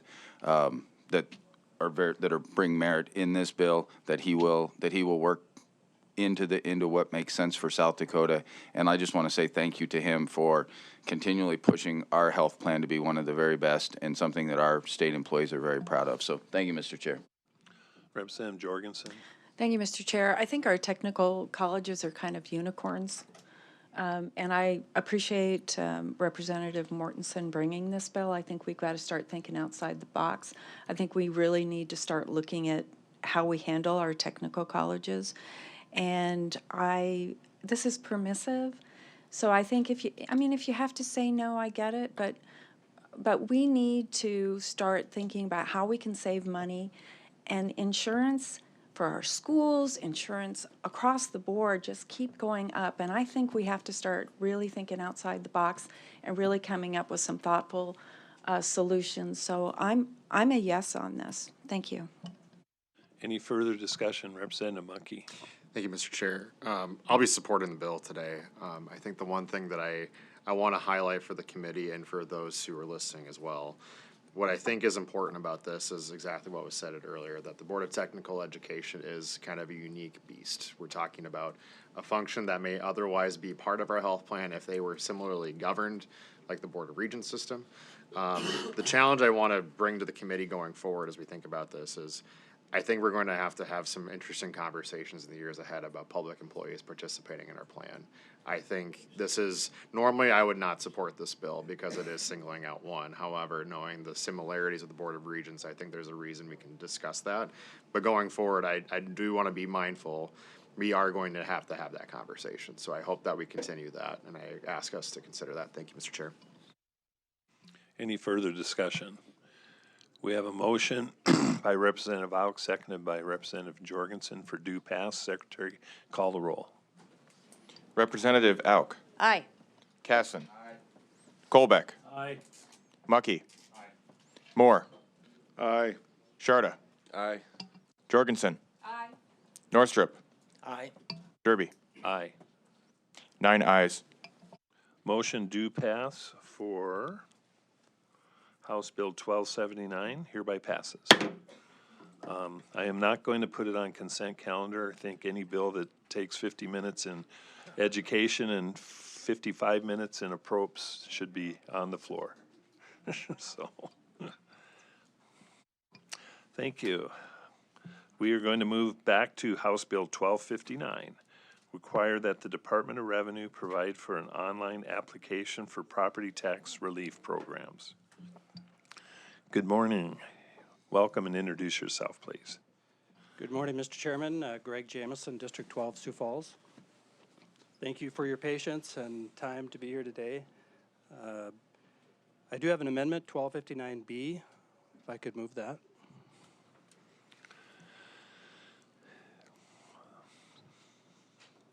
Someone like to move 1259B? Motion by Representative Moore, second by Representative Mucky. All in favor say aye. Aye. Opposed? Motion carries.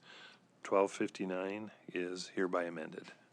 Thank you, Mr. Chairman and members of the committee. 1259B really removes a section that was seen as a conflict with law in another bill. Let me get my space back here. And then the extension, the date was an extension of time to allow the Department of Revenue to put their affairs in order, if I should say, be so bold to say.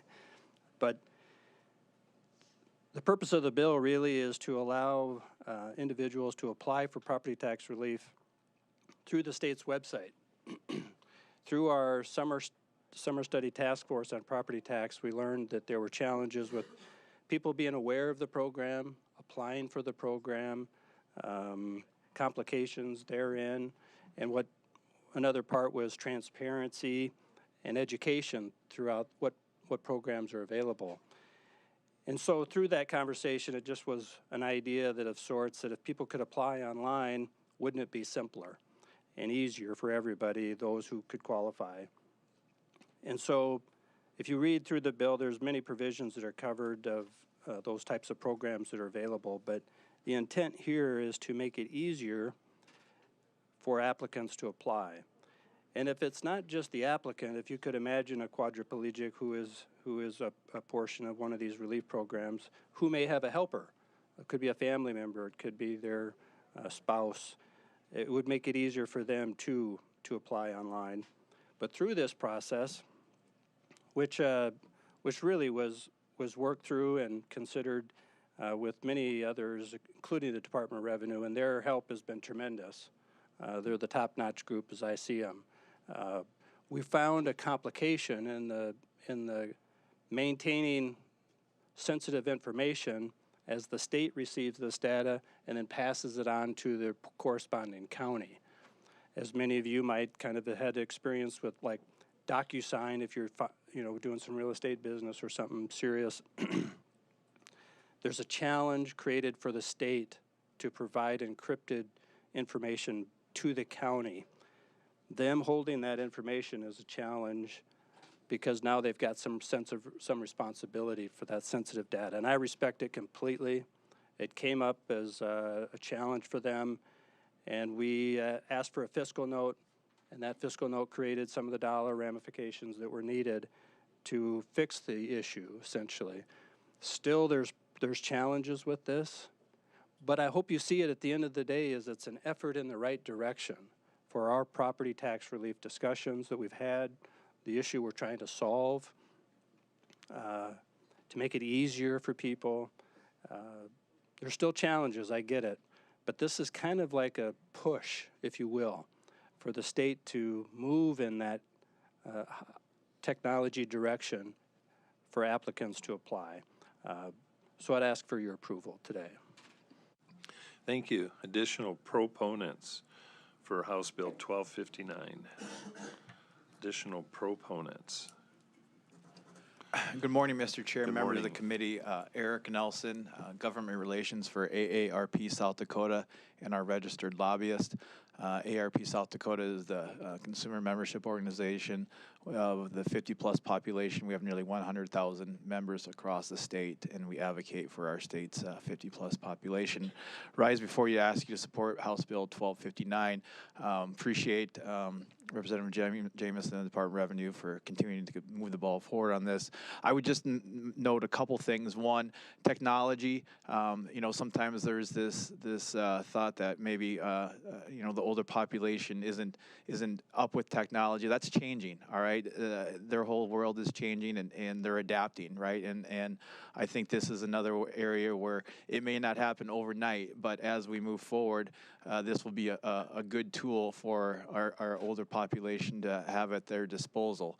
Representative Jamison touched on it briefly, but South Dakota seniors are very reliant on caregivers. We have a lot of numbers and data that shows caregivers play an important role in supporting our senior population, whether it's family, friends, neighbors, and like he said, having this tool available to them will make their jobs as caregivers easier.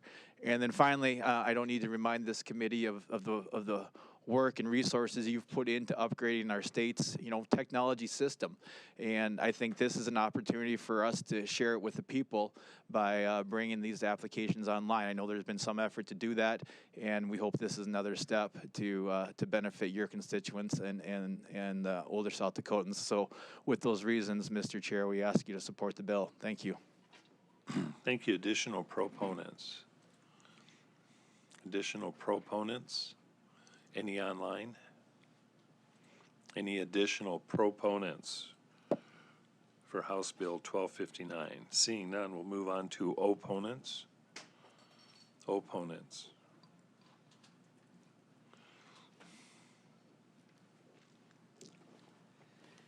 Good morning. Good morning, Mr. Chair, members of the committee.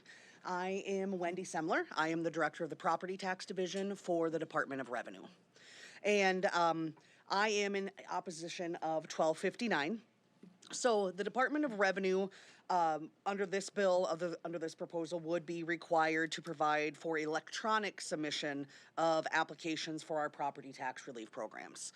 So we have 6 different relief programs, and all of the applications are currently on the Department of Revenue website. They have, they're in a format right now where they're fillable and then they are printed out or can be printed off. However, they are not currently submittable because each individual county administers these programs, and the department never receives nor processes these applications under the current system. So the concept behind this bill does make sense. Many government services are now offered online, and requiring applicants to print, sign, physically submit forms can feel outdated. And DOR doesn't disagree that modernization is an important goal. However, these applications that we're dealing with are including extremely sensitive personal information, including social security numbers, medical documentation, age verification, income records such as IRS filings. And also, several of these programs also require third-party certifications from physicians or VSO officers, veteran service officers. So our standpoint is that protecting that information has to be priority number 1. So DOR's current electronic forms platform is able to encrypt data. Early on, when this idea was presented to us, that was the question, and it is able to encrypt that data. But the problem that we have is that it's not designed to securely route the sensitive applications to 66 different counties or to manage that third-party signature piece. DOR, even prior to the fiscal note being called, DOR was consulting with BIT regarding implementation. And the preliminary estimates, as you can tell in the fiscal note, is that the range could be anywhere from $82,000 to $145,000 to implement this. The property tax division is fully funded by the state general fund, so it would require a one-time budget increase for us to be able to implement that. And likely my staff, or I would need an additional FTE to manage that workflow, to make sure that the routing of the applications is going smoothly, making sure that the multiple points of review and the approval involved is being done properly, and ensuring that any application submitted electronically is acknowledged and reviewed by the receiving county. Also, that the receiving county is the correct county. The example that I had popped in my head is if an individual that was applying in Lawrence County accidentally chose Lake County instead, because they're right there in the next to each other in the alphabetical order of the counties, their personal information would be sent to the wrong individual. Would that be, how would that be corrected? We would need someone on our end making sure that all the I's are getting dotted and the T's are getting crossed. Also, counties would be incurring ongoing costs with this proposal. They would have to have what is called a ServiceNow license, and they'd need at least one per county. They would need additional ones if they wanted more per users or additional users within their county. So even if they didn't receive any electronic applications, they would still need this ServiceNow license. And it would require an additional an annual cost. We do appreciate the amendment that Representative Jameson brought forward because it corrected that irreconcilable conflict that LRC had noted, and then also it did build in a couple of years that if this were to go forward, we could do that. But we are still in opposition because at the end of the day, we need to make sure that before we are requiring electronic submission in statute, we need to ensure that we have a system that is fully capable of accomplishing that intent in a secure, practical, and financially responsible manner. So for those reasons, we respectfully ask for a no vote on this bill. Thank you. Thank you. Additional opponents? Additional opponents? Online? No? Seeing no further opponents, rebuttal by the sponsor.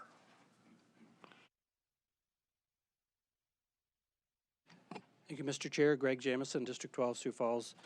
Like I mentioned before, clearly challenges with this bill. No arguing about it. Nobody wants to have Wendy opposed to you. But she's great to work with, and I've appreciated all of that. But the challenge here was, and the committee and others that were talking about this bill, was it's really worth the effort. Probably all of the individuals applying for these tax relief programs need assistance. And having somebody who can assist them, whether it's their child, their spouse, even a friend, to help fill this out online would be a helpful step in the process versus printing it out, filling it out, perhaps even putting it in the mail, which will go to Des Moines and then back here kind of thing.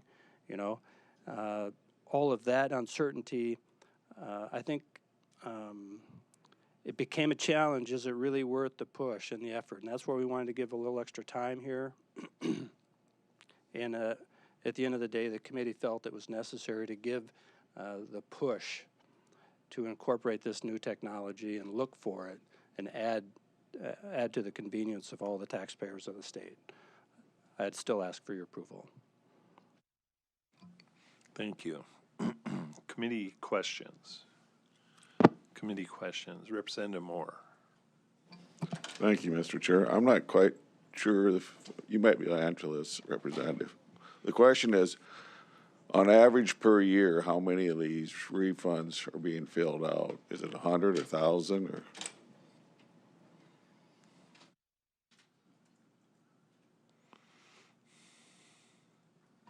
Mr. Chair.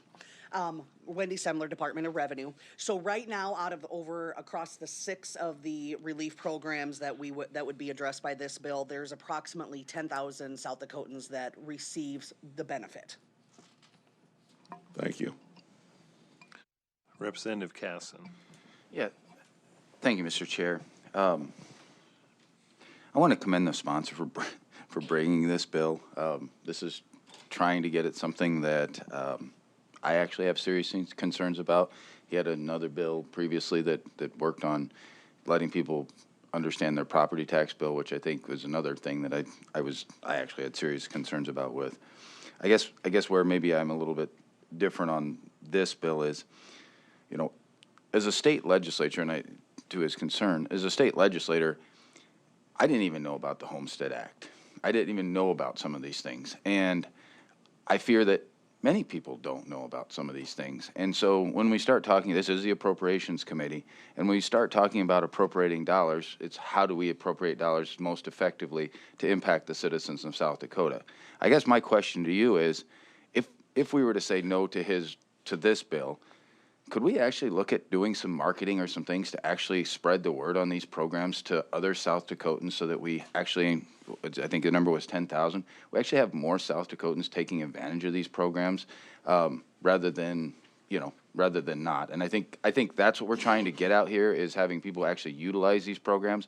And I guess if we actually were to appropriate some money, or just simply ask you, would you be more open to marketing some of these programs more broadly? Mr. Chair, Wendy Semler, Department of Revenue. Absolutely. We would love to see more individuals take advantage of these programs. I think that would be a very, I would absolutely love that if there were more individuals that are in need, because a lot of these are targeted for lower income individuals that are struggling. And so I would love to be able to see more individuals take that and get the benefit that they need. Representative Norstrup. Thank you. Thank you, Mr. Chair. You mentioned there are 10,000 people on this program. How many new applicants come in within a year? Mr. Chair, Wendy Semler, Department of Revenue. So I did not bring a history of that information, but if I recall correctly, there's right around 5,000 that are on the assessment freeze program, and I believe that was up from about I think it was around 400 from the year prior. Now, we also, if you recall, just increased the income limits on that program as well last year. So I'm expecting, I'm hoping that there will be more of an increase this next year. We won't know here until around May for sure how many were applied for that. But there were, like I said, around 400 new applicants, I believe is the number from the 24 assessment year to the 25 assessment year. Mr. Chair, if you could give me a total, best guess, and I understand it's best guess, going forward, obviously if programs are going through particular changes that they have in the past, that's irrelevant to what is happening in the next year. So what's your best guess number of new applicants in the programs? Oofta. Oofta. Mr. Chair. Yeah, that is, it's really, really hard because I just don't know how many are actually qualified, and then how many people are aware of it, and then now with the higher income for that particular program, there's a lot of moving parts. Follow up. Yeah. Follow up. You also mentioned a program called Service Now that you have to pay a fee for. What is that fee? Mr. Chair, that would be $1,000 per user at the county level. So if a county such as Hughes County may only need or may only choose to do one user, but a county such as Pennington that sees 600 some applicants annually may need multiple users. So it would be $1,000 per user, and then each license is $1,000 annual. Mr. Chair, follow up. Question for the sponsor. multiple questions for the sponsor. Yes, Greg Jameson, District 12, Sioux Falls. Representative Jameson, do you have an estimate as to how many new people might be coming into the program in 1 year? Mr. Chairman, when you suggested a guess, I thought, I love guessing. And I love that. I want to be part of that. The concept, all I wanted to share was that it's going to grow.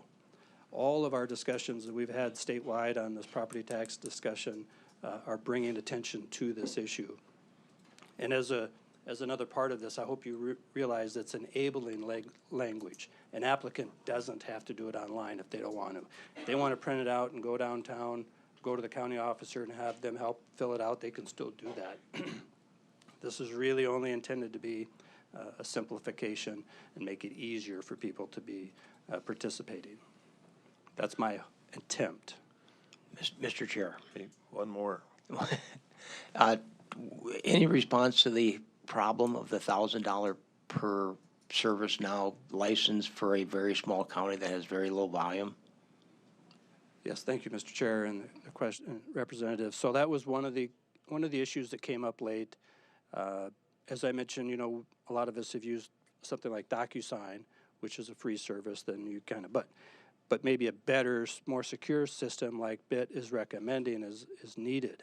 And I don't know if there's other programs available through now then using that, having this portal kind of set up that other things could be modernized and simplified through the same window of security. So I know it's a challenge and I appreciate the ask. Okay. Before we move on to discussion and or action, we have any other testimony? Is there any other testimony? Thank you, Mr. Chairman, members of the committee. Roger Tellinghuse, a lawyer from Rapid City, living in Fort Pierre, registered lobbyist for the South Dakota County Officials Association, which includes the treasurers. I have to admit that this is the first time in 28 years as a lobbyist I've ever been labeled an other. I can see that, you know, reminded of the line by Lily Tomlin when she said, I always said I wanted to be somebody, but now I see I should have been more specific. But nonetheless, I just want the committee to know that under the current law, treasurers have an obligation, and they carry out this obligation faithfully, to assist people who are applying for these different programs. And the law won't change if this bill is passed. The treasurers will still continue to do that when asked. It does offer for an opportunity for people to do it online, and to what extent people will take advantage of that, we don't have any idea. But I just want the committee to know that there still will be an avenue for those that want to apply for these programs going through their county treasurer's office. So thank you, Mr. Chair. Thank you. Any discussion? One more question. As you know, we have a lot to manage today here. Representative Jorgensen. Thank you, Mr. Chair, for Wendy Semler. Did I say that correct? Okay. And I'll make it quick. So Project Bison, will that have any impact on what's going on with what you're doing now? Mr. Chair, Wendy Semler, Department of Revenue. I do not believe so. I believe that is a completely separate function, and this shouldn't impact that. Thank you. That was it. Good question. Thank you. Discussion on House Bill 1259 as amended. Any discussion? And or action? Representative Mucky. Thank you, Mr. Chair. I'll move due pass on House Bill 1259. We have a motion due pass. Is there a second? Second. Second by Representative Norstrup. Discussion on the motion. Thank you, Mr. Chair. The more I ponder this, particularly with the fiscal note and the amendments from the prime sponsor, I'm moved to consider if we can, this is an option providing to our taxpayers and giving them a means of applying online that may also contribute to the marketing efforts and the promotion efforts of what we have available to us. So I'm inclined to say I'll move this to pass and appreciate the discussion. Thank you. Any further discussion on the motion? Representative Jorgensen. Mr. Chair, substitute motion, move to the 41st day. We have a substitute motion to move to the 41st day by Representative Jorgensen, second by Representative Colbeck. Discussion on the motion. I think it's, I mean, I think we have lots of good ideas. I think it's a good idea, but I also know that sometimes it's implementation and protection of data is very important. And so if the experts, the ones that have to implement this, are telling us that they're just not quite there, I think good idea, maybe we just wait. And so that's why I think we should move it to the 41st day. Thank you. Representative Norstrip, discussion on the motion. Well, I love the idea of DocuSign. I don't know if it'll meet the needs, but it's a good starting point at just about no cost. I think that with our technical expertise within our state government and our university, that we can get it done at a much lower cost and avoid the ServiceNow fee. And so I'm going to resist the motion. I think it's, we're in the year 2026, and that we've gone to online. That's a modern age, and so I think we should resist it and pass it. Thank you. Okay, the motion is to defer to the 41st day by Representative Jorgensen, second by Representative Colbeck. Secretary, call the roll. Representative Auk. Aye. Casson. Colbeck. Aye. Mucky. No. Moore. Aye. Sharda. Aye. Jorgensen. Aye. Norstrup. No. Derby. No. 6 yeas, 3 nays. Motion to defer to the 41st day hereby passes. Moving on to House Bill 1168, provide a property tax credit for the payment of non-public school tuition.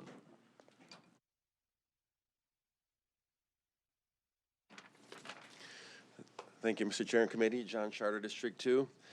I'd like to start by moving 1168D as in dog. Motion to move that. Representative Auk. Mr. Chair, make a motion to move Amendment 1168D. Motion by Representative Auk, second by Representative Jorgensen to amend House Bill 1259 with Amendment D. It's 1168. I'm sorry. Where are we at? 1168, thank you.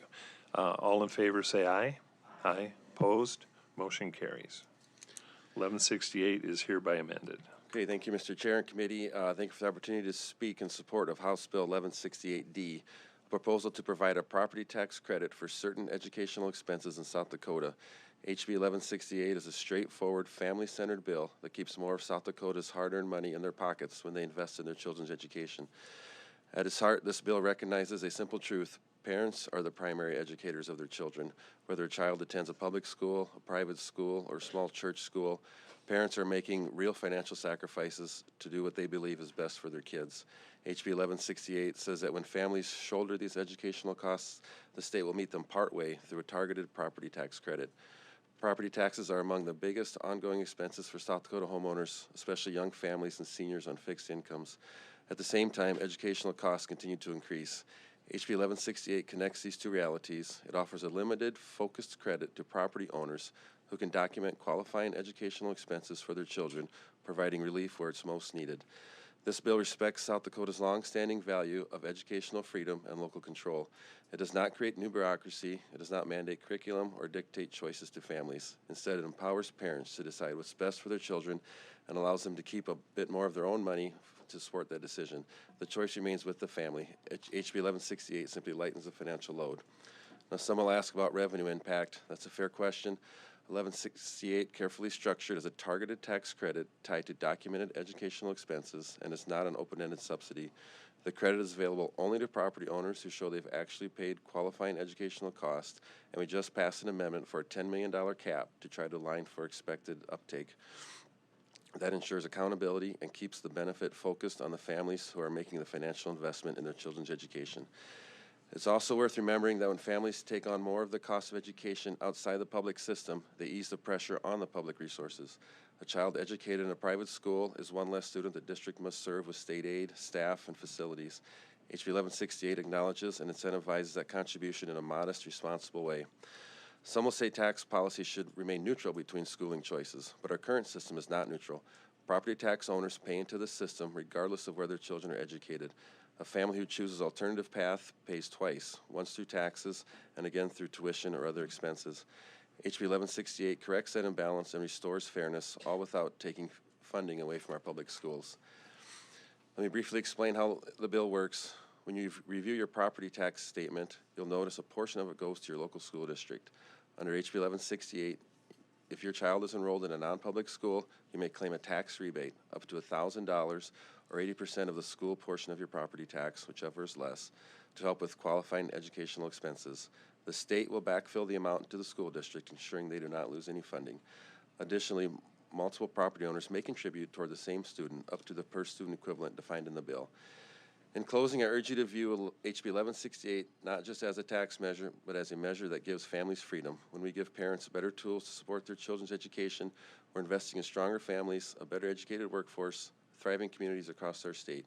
I respectfully ask for a due pass recommendation on HB 1168 and support your South Dakota families who are working every day to give their children the best education they can. Thank you, Mr. Chairman.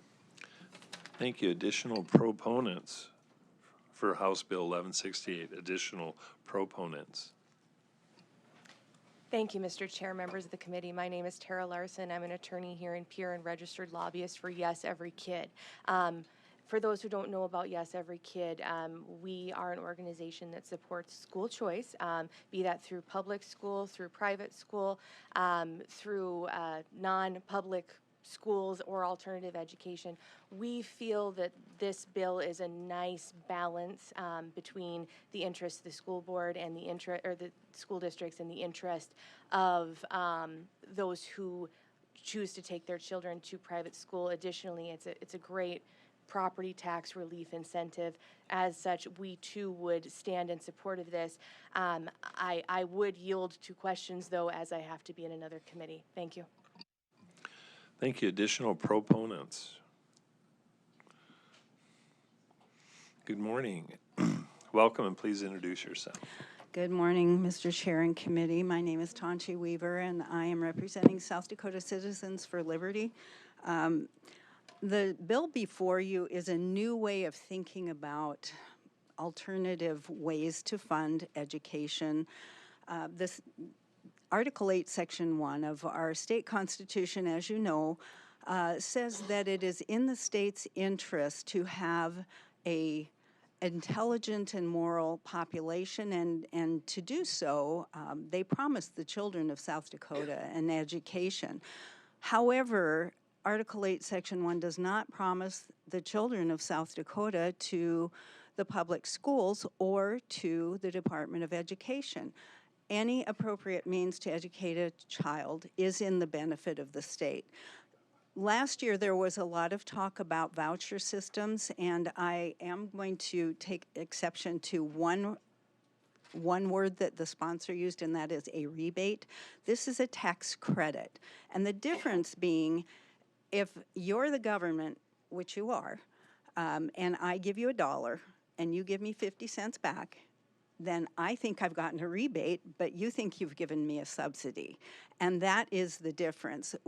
In this arrangement, the government is provided receipts.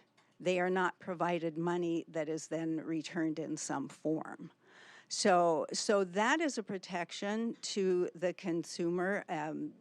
You know, a lot of people worry about the government getting involved in the education. The proof is in the documentation that the tuition has been paid. And looking at this from a taxpayer's point of view, which we do, we see this as maybe not a tax relief. That's the topic this year. But it's a way to direct money that I, the taxpayer, am paying for education anyway to a method of education that I feel maybe I am getting more bang for the buck, so to speak. It is something I want to encourage, and I do believe that the public schools will be in a competitive situation, which, let's face it, competition usually improves things. Our goal is not to do away with public education. We think it's very important. I myself am a product of both parochial and public education. I see benefits in both, but this allows a little bit of direction for the taxpayer to say how their tax money is spent. And I appreciate the amendment. I think it's a very modest beginning. And with that, I will stand by for any questions you might have. Thank you. Thank you. Additional proponents. Additional proponents.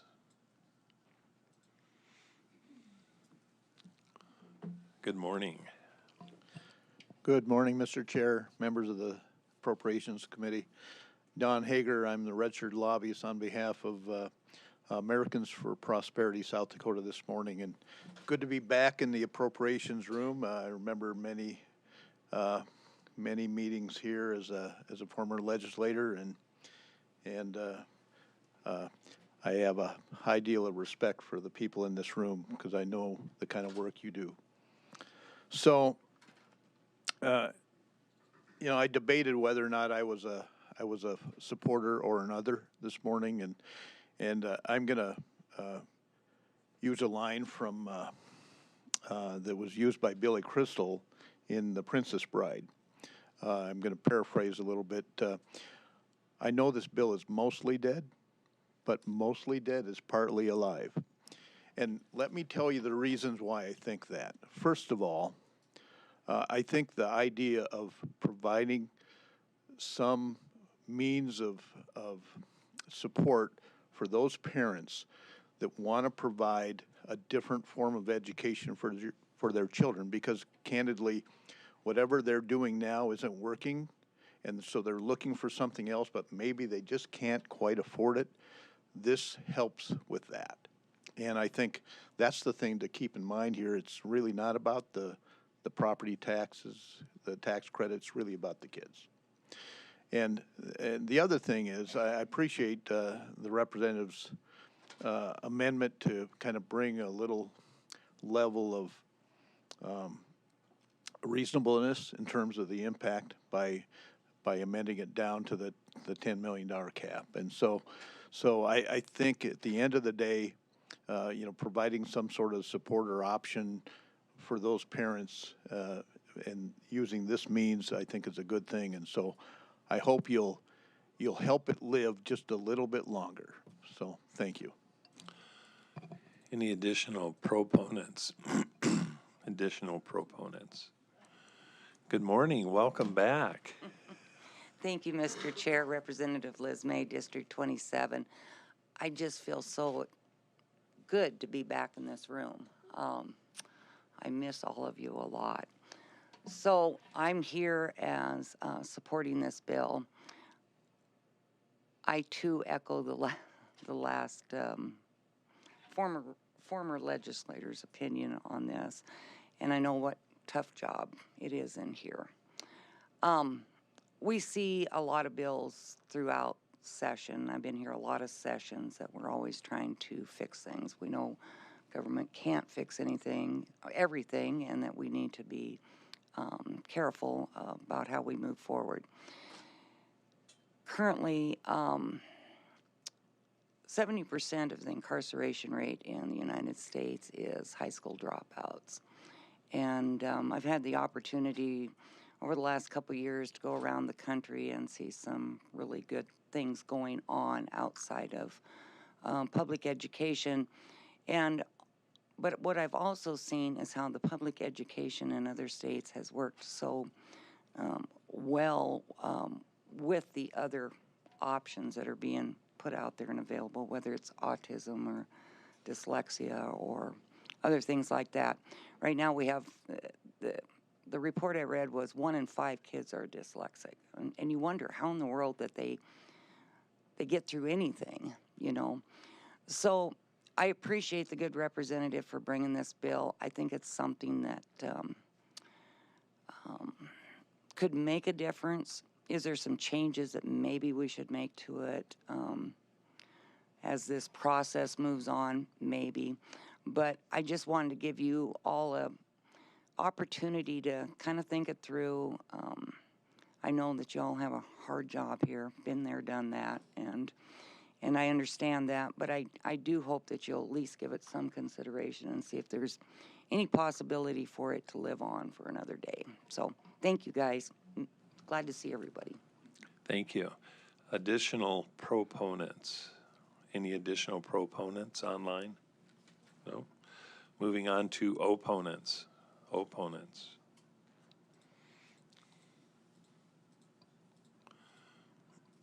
Good morning.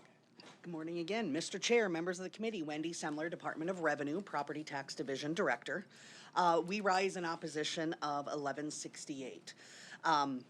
So this proposal is creating a property tax credit for any property owner for expenses the owner has incurred from having a child enrolled in a private school. Our primary concern with 1168 is the impact it would have on school funding. And I know there's other opponents in the room that will speak to that a little bit more, but I want to just address it from the state's perspective. So students that are enrolled in private schools are not currently counted towards a public school district's need. The education formula that the Department of Education uses. So in other words, public schools are not currently receiving any funding for those students, and therefore the tax credit proposed by this bill is taking money directly out of the district's budget. Now, the intent is that the state will backfill that money.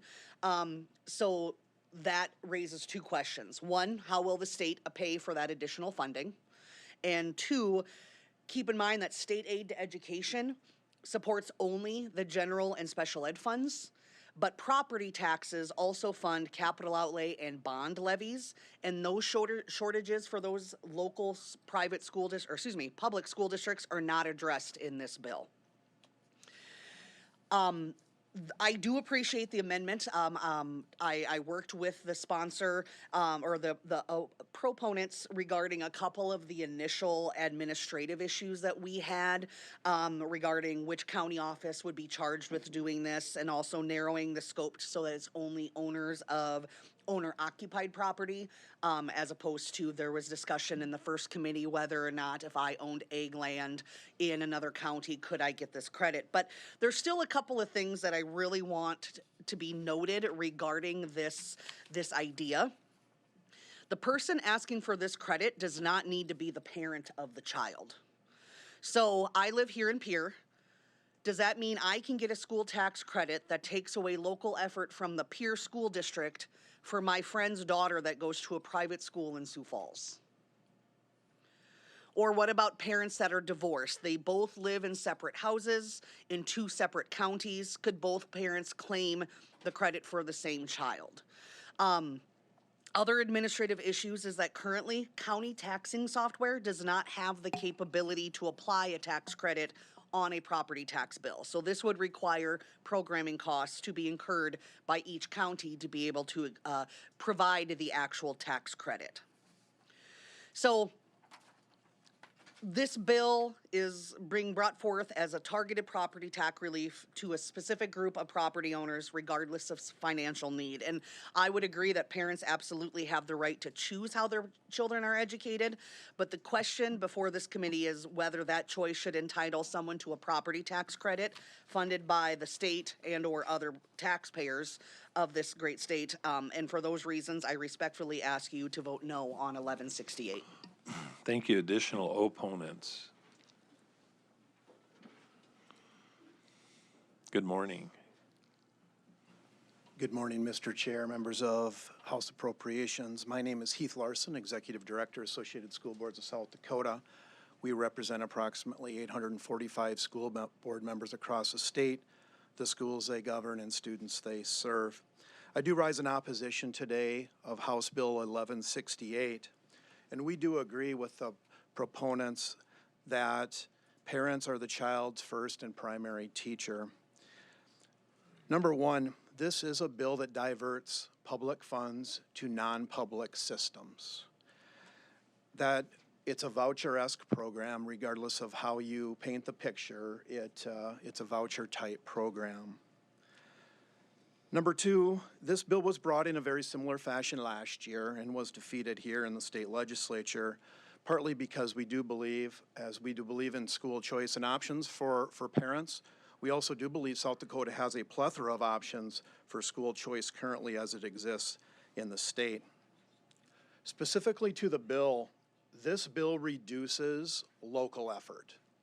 So from a local effort perspective, which is a significant part of the formula, this would drastically take local dollars away from our local public schools, putting more pressure and a burden potentially on the state of South Dakota to fill the bucket with state aid. I don't need to tell all of you, but you're very well aware of it. There was a 0% recommendation this year in December. We know all of you are working very hard and diligently and support the big three in our schools, and we greatly appreciate all the work that you appropriators do. We're very appreciative of that.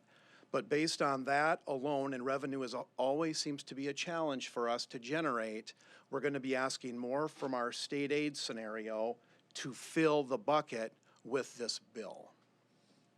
In addition to that, we also have some grave concerns about accountability. And when we take funds away from our public schools, and then with this bill, there is no accountability built into this specific bill either for the students and where the finances are going. I do want to make mention of one final thing before I'll leave it to some other folks to visit with you today. But through the One Big Beautiful Bill, there is a federal program coming and on its way to the state of South Dakota. We are excited about that opportunity here in the state. It does include public schools as well, but it's a $1,700 dollar for dollar tax scenario for an individual taxpayer. So with that on the way as well, we want to see how that potentially can play out and how that can work for all of our students and all of our parents in this great state. So with that, I would urge you to send this to the 41st day. Thank you. Thank you. Additional opponents?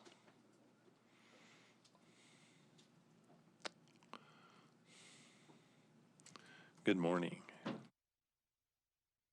Good morning, Mr. Chairman and members of the House Appropriations Committee. I'm Diana Miller, registered lobbyist for the large school group, and I think you've heard of a number of reasons why we oppose this bill.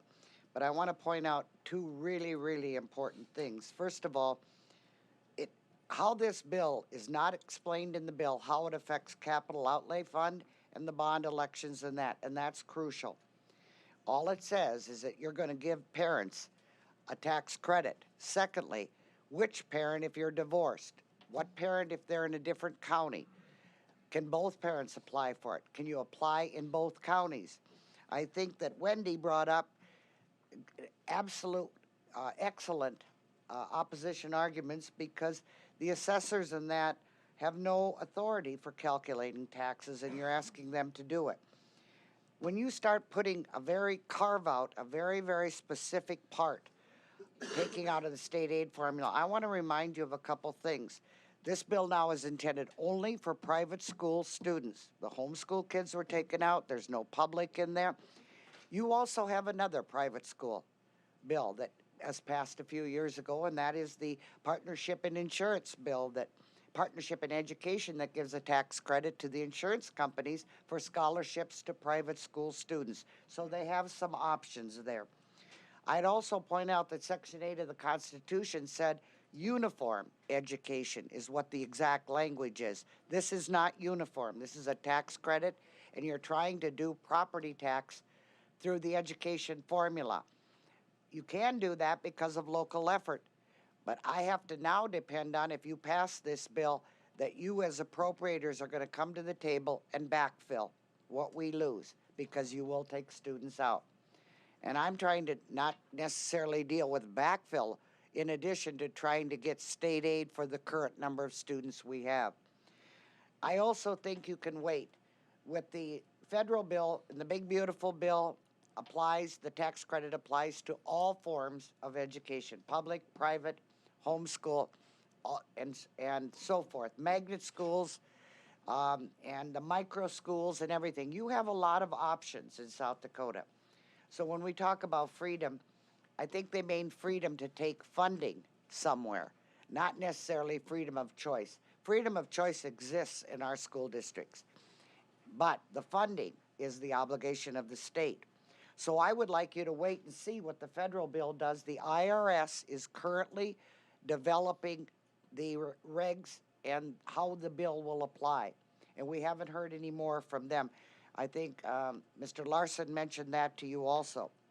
But I think when you look at this particular bill, at this particular point in time, it's way, way, way too soon when you have other options to exist for all school districts. So, Mr. Chairman, I would ask that you defer this to the 41st Legislative Day, and thank you. Thank you. Additional opponents?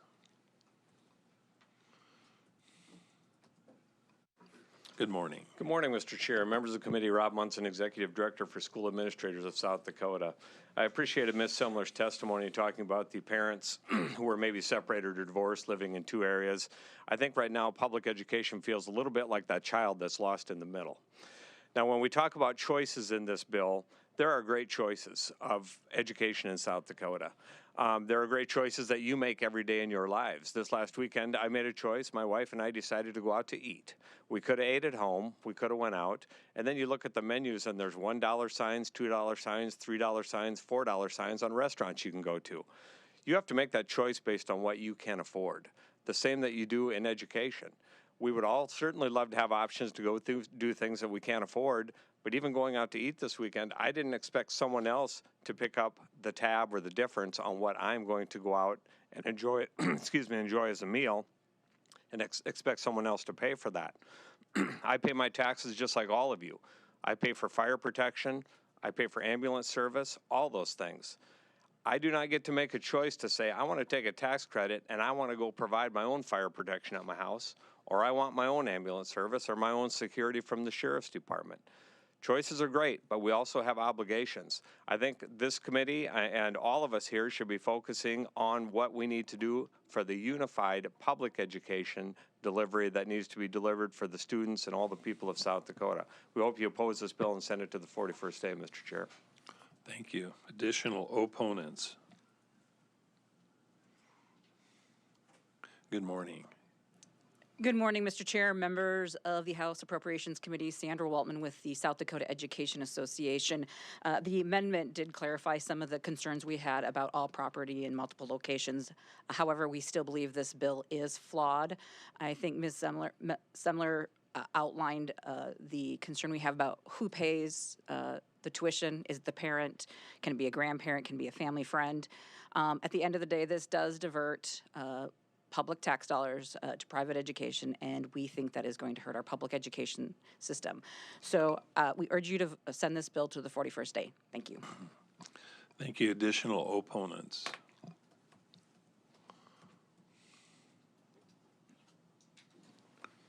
Good morning, Mr. Chair, members of the committee. My name is Derek Hills. I'm the registered lobbyist for the Sioux Falls School District and the Rapid City area schools. We'll just keep it brief and echo all the statements that the opponents of this bill already made, and we too rise in opposition of this. Thank you. Any additional opponents?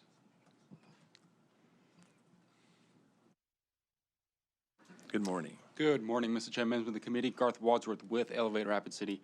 I want to start by highlighting a phrase used by the proponents of the bill. This was described as a modest beginning, and I think on that we would agree this is just the beginning. When this bill was initially pitched in committee, it was without a fiscal note, and we took issue with the premise that the funding would follow the student. At the time, the bill failed to take into account students already outside of the public school system, and it didn't account for how they would be eligible to make use of this tax credit. Then the fiscal note came along, and that was $90 million, and I think we can all agree that that's a really big number. So while we do appreciate the amendment and putting a cap to how much this could potentially cost the state, we agree that it's just the beginning, and we need to be able and prepared to appropriate and fund the full $90 million because we know that that's going to be the ask next year. So we thank you for your opposition. Thank you. Additional opponents? Additional opponents? Seeing none. Any online? Okay, rebuttal by the sponsor.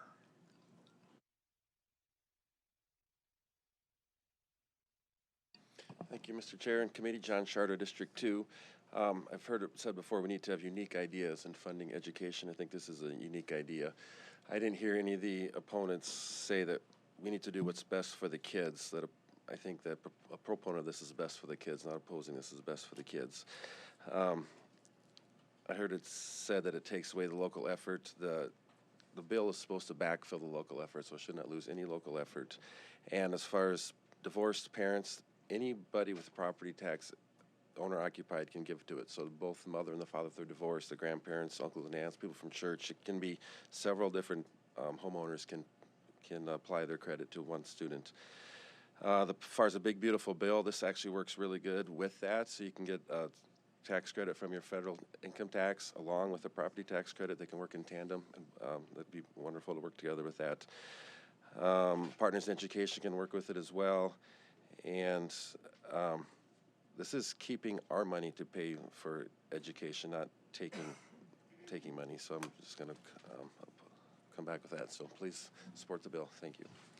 Thank you. We'll open it up for questions, and we're going to take a quick recess. Representative Colback. A question for the sponsor. Representative Sharda, how many, a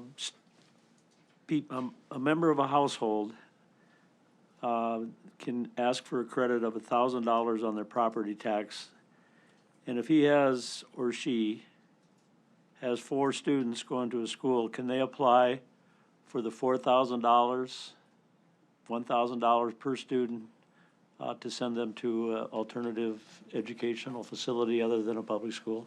Mr. Chair, yeah, thanks for the question. No, it's only $1,000 credit per owner-occupied tax bill. Representative, who had a question? Okay, Representative Jorgensen. Thank you, Mr. Chair. So, $1,000 per student, we have a cap of $10 million. So how do we since that won't meet every person who applies, how do you prioritize who applies? Thank you. Mr. Chair, yeah, so I'm trying to make the uptake meet what I think the expectation will be. So if it does go over $10 million, it'll be in a prorated system. So if we do get $20 million worth of requests, everybody get a half, so a $500 credit. So everybody is eligible, just be prorated. Follow up. Thank you, Mr. Chair. Follow up. So is there a deadline where everyone puts in at each of the counties? Because do they get the refund back from the county, and then there's a deadline, and then if it's 30 million or whatever, it's just all prorated? How does that work? Yeah, that's in the bill. I don't know if I'm going to go through it or not. There's a deadline where you apply, and then a deadline where the counties figure out how many applied, what the prorate is going to be. Then it comes off of next year's tax bill, so it's a year delayed. So it will not affect the 27 ongoing budget. Representative Norstrop. Thank you, Mr. Chair. Anybody from the education community that wants to answer the question? The question is, what is the cost per student in the South Dakota public education system, and that's average cost per student from the taxpayers?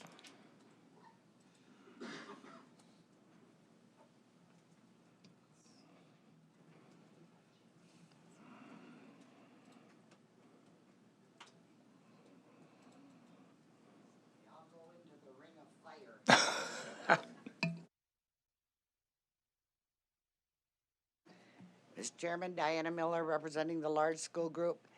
Representative Nordstrom, good question, but it depends on a number of things. In the counties you're in, the areas you're in, and the distribution of dollars and how much state aid is given, whether you have sparsity in that. There are factors within that formula that will determine. And the teacher pay, our accountability bill also affects that. There are components. It's like a stool with various legs. And if you pull out one leg, then the other 2 legs have to pick up the cost. But with funding for special education, the components, you need to look at all of them in context. You can't just pull out one and say, we're going to do this, and then walk away. Representative Norstrop. Follow up. If you added up this local effort, the state aid, plus the federal taxpayers' money, divided by the number of students in public education in South Dakota, are we talking $3,000? Are we talking $35,000? What is the total cost per taxpayers divided by the number of students average. You put the criteria in place that you want to use. You have a calculator. I don't, so I can't give you a definite number. Mr. Chair, Follow up. the answer is $14,700. Mr. Chair, were you trying to trick me into giving you a number, I Representative would, Nostroff? I would never trick you into giving you a number. I beg to differ, Mr. Chairman, but I'll go with his number for right now. Thank you. Okay, additional questions? Representative Mucky, did you have a question? Question for the prime sponsor.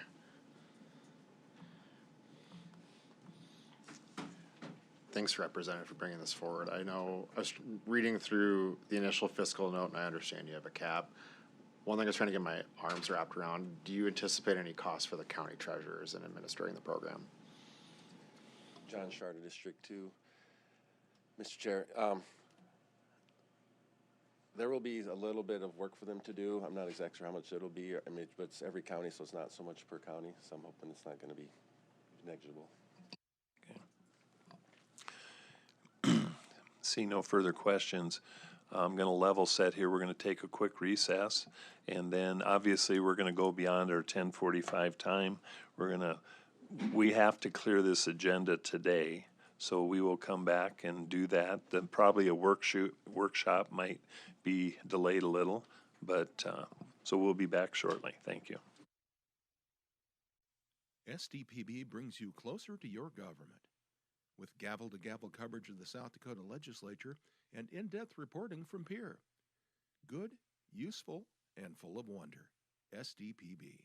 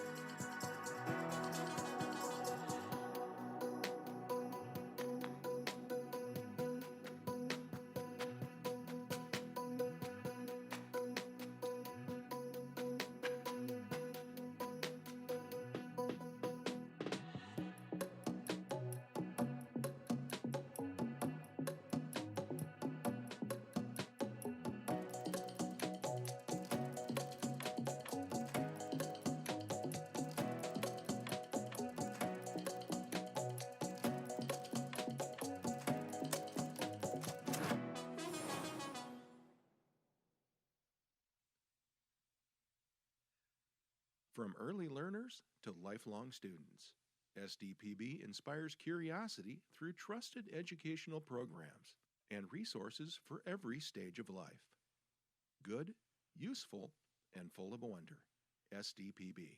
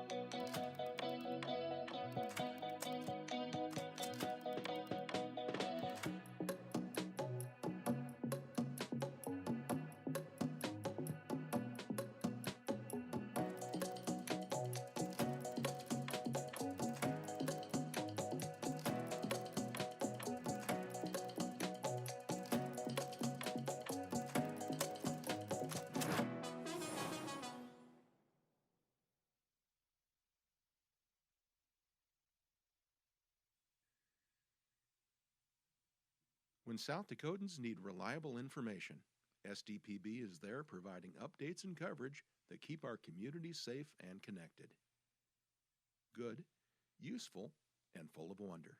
SDPB.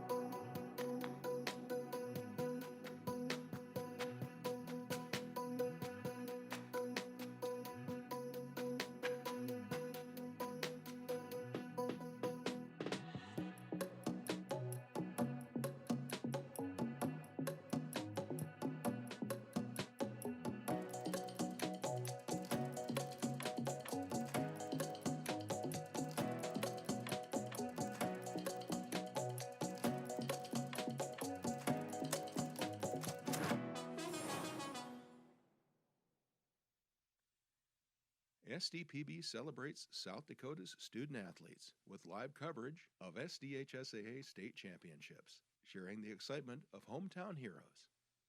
SDPB. Good, useful, and full of wonder.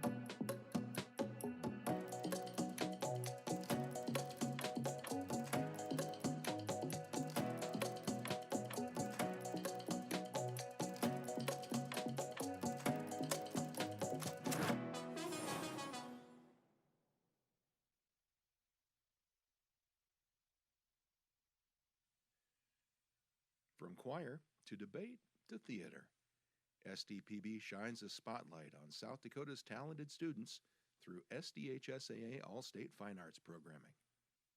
Good, useful, and full of wonder. SDPB.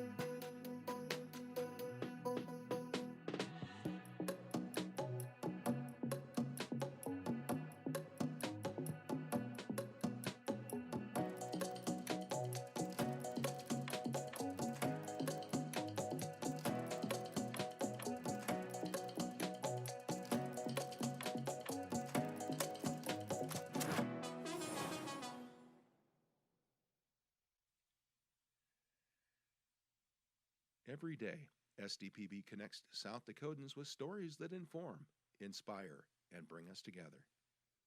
SDPB, good, useful, and full of wonder.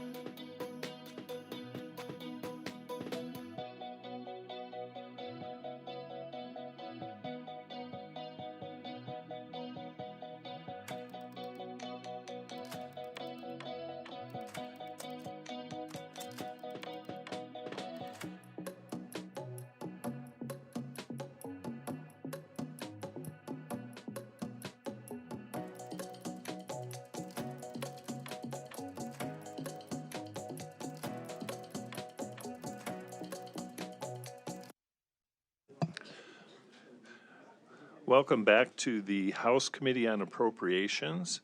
We are on House Bill 1168, provide a property tax credit for the payment of non-public school tuition. And we've had committee questions. We're open up for committee discussion and/or motions. Representative Mucky. Thank you, Mr. Chair. I move House Bill 1168 as amended be deferred to the 41st day. Is there a second? Second. Motion to defer to the 41st day by Representative Mucky, second by Representative Moore. Discussion on the motion. Yeah, thank you, Mr. Chair. I want to commend the prime sponsor. I know we've shared this privately as well, but I want to give kudos publicly. I think he has a great heart for this issue and is trying to do the right thing to provide creative solutions for our parents across the state. My primary disagreement with the bill, especially as we talk about how do we fund public education at the moment right now, you know, the $10 million figure as I looked at it is about a 1% increase in the big three when we talk about just the public education portion. And so at a moment in time where we're trying to stay competitive for public schools, I want to make sure that we're able to allocate our tax dollars there. That being said, I also am grateful, looking forward to seeing the effects of the new federal scholarship tax credit program coming from the Trump administration. I think there's a lot of great opportunity there. And so with that, I'll respectfully ask for a deferral to the 41st day. Any further discussion? Representative Sharda. I'm going to resist this motion. Anyone who would qualify for this tax credit, if they would actually go to the public school instead, it would be a much bigger liability on the state. So I'm going to defer the motion. Representative Northrup. Thank you, Mr. Chair. Let me just make clear what this bill does. We're talking non-public schools, and if there's one kid in the family, we are giving them a credit of $1,000. If there's two kids, we're giving them $500. 3 kids, $333. If you add up everything the taxpayers pay, state, local, it's $14,700 in public education. So on one side, I'll give you the math in just a second, but my philosophy on education is I don't care where the kid gets educated. I just want them educated. And if you've got one place that's willing to do it for $1,000, $500, or $333, and the other one wants to do it for $14,000, as a logical buyer, I would prefer the lower number. Thank you, Mr. Chair. Representative Jorgensen. Thank you, Mr. Chair. I'm going to resist this motion as well, and here's why. This was really tough. I went back and forth, but ultimately the taxpayer is still paying because we're going to backfill, so that $10 million is still coming from the taxpayer, and then it's being redistributed out to those that apply for this credit. So I love creative solutions, and I applaud what the good representative was doing here. I also want to wait to see what's going to happen with the $1,700 and then also the Partners in Education. I fought very hard for that years ago, and I think that's a really great program. But this, to me, you still have the taxpayers paying for this. I don't know. I have struggled with this one, gone back and forth, but I am going to resist this current motion. Thank you. One comment? Yes. Thank you. Thank you, Chair. I too will resist this motion. This is about parents' choice and the taxpayer. And the taxpayer is going to foot the bill no matter what. And at least if they're sending their children to a private facility that is not a public facility, they're going to get a little bit of a rebate. And like the good representative from Aberdeen mentioned, it could be $1,000, it could be $500, it could be $333. Once again, this is about parents' choice and the taxpayer. And we are entrusted to do the absolute best thing with their dollar. And when they're choosing not to put their child in public school, they should be allowed a simple, tiny tax credit. Thank you. Any further discussion on House Bill 1168? Any further discussion? We have a motion on the floor to refer to the 41st day by Representative Mucky, seconded by Representative Kolbeck, correct? Moore. Yep, that's why I asked. Okay, and Secretary, call the roll. Representative Auk. No. Casson. Aye. Colbeck. Aye. Mucky. Aye. Moore. Aye. Sharda. No. Jorgensen. Aye. Norstrup. No. Derby. Aye. 6 yeas, 3 nays. Motion to defer to the 41st day hereby passes 6-3. Thank you. Moving on, we have 3 vehicle bills for the audience and listening. These bills are obviously have titles that we can use in case there's an emergency down the road. We have 3 bills that we will send back and forth between the House and the Senate. And so the first one is House Bill 1134, make an appropriation for the economic development prosperity of South Dakota. And these are all introduced by me. If a little latitude, I'll just sit here rather than go up and be a proponent. So as I mentioned, these vehicle bills last year we didn't use one of our appropriation vehicle bills, so it's for an emergency and I appreciate your support. Any additional proponents? Any opponents? Seeing none, committee questions? Discussion? Action? Mr. Chair, Yes, Representative Auk. I make a motion for due pass. Motion by Representative Auk, seconded by Representative Colbeck for due pass. Discussion on the motion. Seeing none. Secretary, call the roll. Representatives Auk. Aye. Casson. Colbeck. Aye. Mucky. Aye. Moore. Aye. Sharda. Aye. Jorgensen. Aye. Norstrup. Aye. Derby. Aye. 9 ayes. Motion due pass and House Bill 1134 hereby passes. Moving on to House Bill 1135, same song, second verse. Make an appropriation to enhance the economic health of South Dakota. Any proponents? Any opponents? Committee questions? Discussion? Action. Representative Casson. I'll move due pass on HB 1135. We have a motion by Representative Casson, second by Representative Norstrup.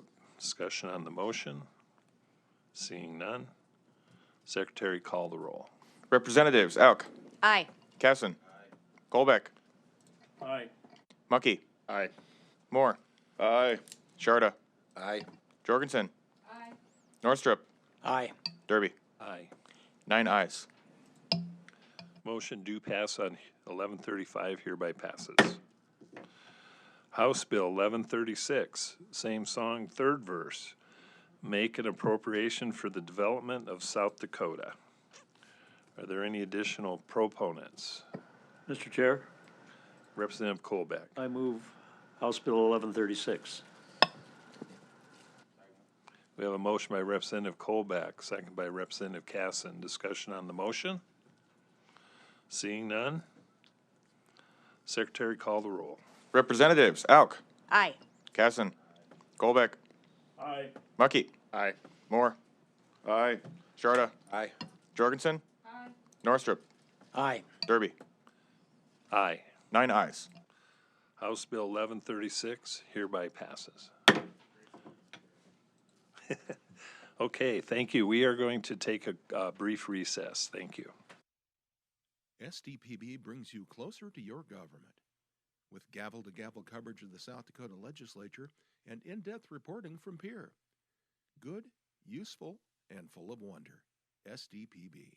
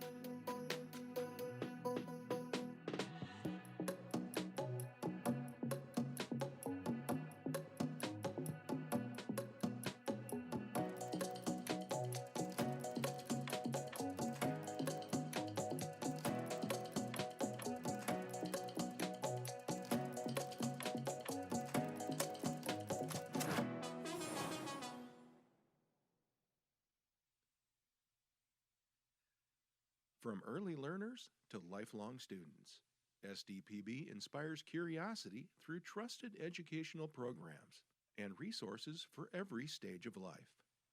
Good, useful, and full of wonder. SDPB.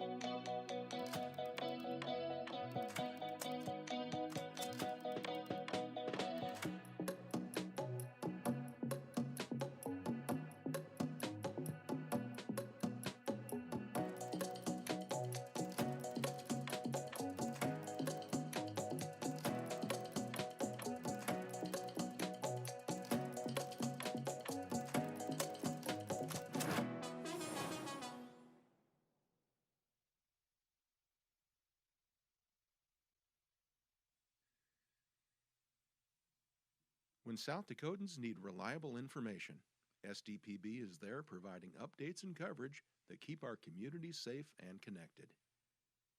Good, useful, and full of wonder. SDPB.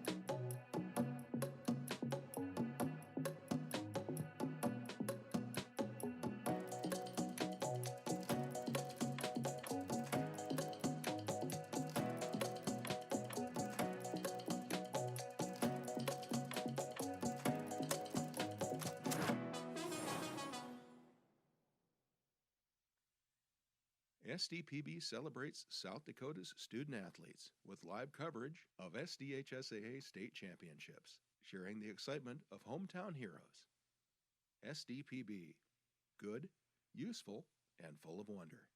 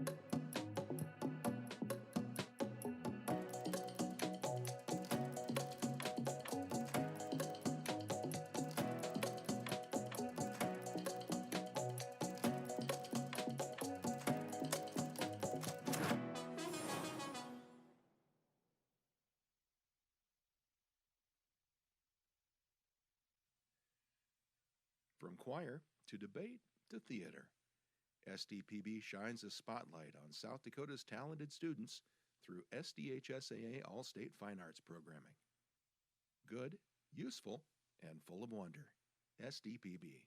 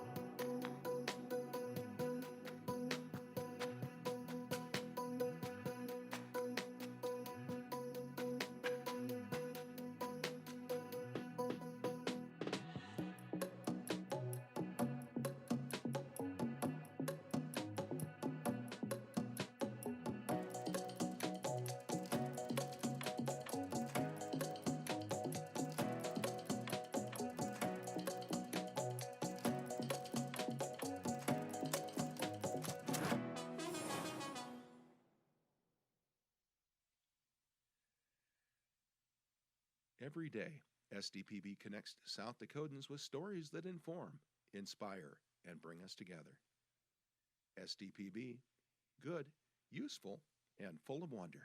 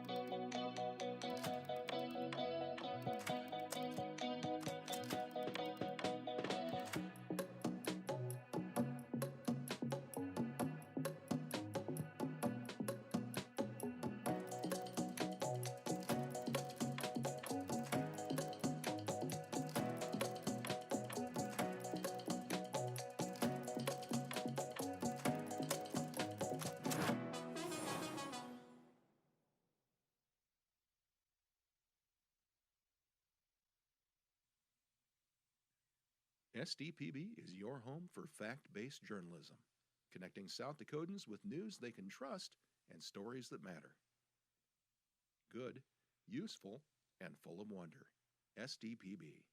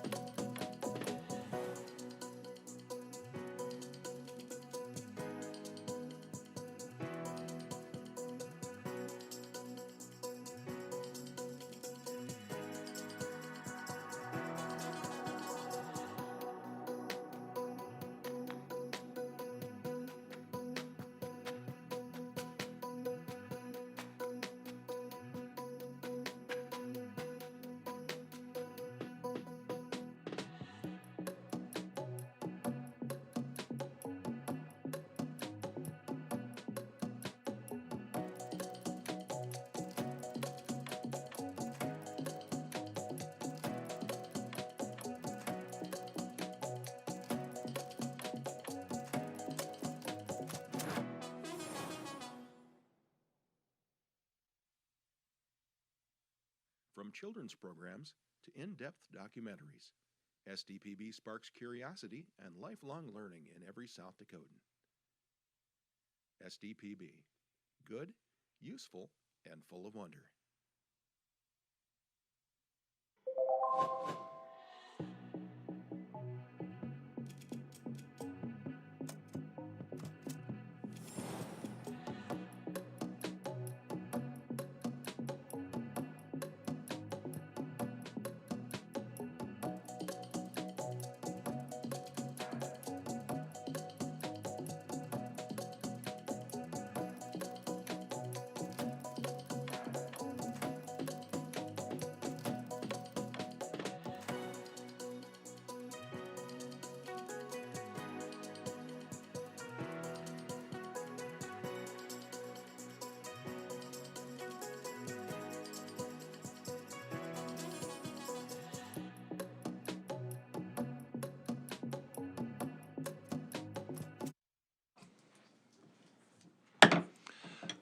I'd like to welcome everyone back to the House Committee on Appropriations. I'm the chair, Representative Mike Derby, and before we move on to bills for possible action which have had prior hearing, I noticed we do have looks like some students in the room. Is there a spokesperson for your group, or who are you with and where are you from? Maybe someone would like to come up and tell us what's going on. We're glad to have you here.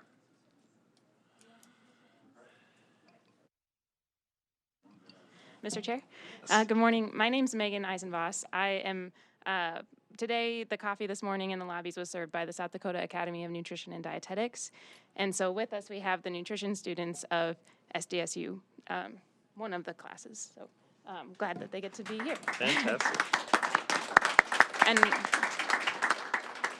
And we're wearing orange ribbons because orange is the color of hunger awareness. So excited about the opportunities you have in front of you today. Oh, thank you very much. We appreciate that. Okay, moving on to bills for possible action which have had prior hearing. House Bill 1082, establish parameters for the reimbursement of school districts that provide free or reduced price meals to students. Representative Mucky. Thank you, Mr. Chair. I would ask that we move Amendment 1082B. We have a motion by Representative Mucky, second by Representative Casson. Discussion on the motion. Yes, thank you, Mr. Chair. So reading through this, just making sure the committee is aware, this was addressing a question from the bill hearing where the Department of Education brought concerns about the cost differential between service providers at individual school districts. This clarifies in Section 3 that the gap that would be paid under this bill would just be the gap between full price and reduced price, so that we could be very clear we're paying for just that amount of money. So it'd be approximately $630,000 a year. Okay, discussion on that motion to amend? Hearing none. All in favor say aye. Aye. Opposed, motion carries. House Bill 1082 as amended. Discussion. Mr. Chair, I move House Bill 1082 as amended do pass. We have a motion by Representative Mucky, second by Representative Colbeck on the do pass motion. Discussion on the motion. Thank you, Mr. Chair. I don't have much more to say other than I appreciate the efforts of the Good Prime sponsor. This has been a multi-year effort and a meaningful one, being able to help our reduced price meal students get access to meals in a more economical way. And so I appreciate the support of the committee on this and ask for your favorable consideration on 1082 as amended. Any further discussion? Representative Jorgensen. Thank you, Mr. Chair. Representative Whitman and I share a common history. We were both those kids. And so I understand. And so I'm going to ask that we move do pass. Okay, we do have a motion on the floor for due pass from Representative Mucky, second by Senator Representative Casson. Oh. Representative Norström. Sorry. Sorry, I Colbeck. forgot we had one. Threw me off a little bit. Thank you, Mr. Chair. I'll be a no vote, and let me explain it. There is a break point at 185% of poverty. So somebody that's $100 under that break point, under current, it gets a 40-cent lunch. Anybody above that break point by $100 pays $4. So my position is we're solving the wrong problem. The problem isn't the person paying 40 cents. It is the paying $4 that is family income per year, $200 away. So that's the problem I'd prefer we solve, is the $4 problem and not the 40-cent problem. Thank you. Any further discussion on the do pass motion? Seeing none, Secretary, call the roll. Representatives Auk, Pass. Casson, Colbeck, Aye. Mucky, Aye. Moore, Aye. Sharda, No. Jorgensen, Aye. Norstrup, No. Auk, Aye. Derby. Aye. 7 ayes, 2 nays.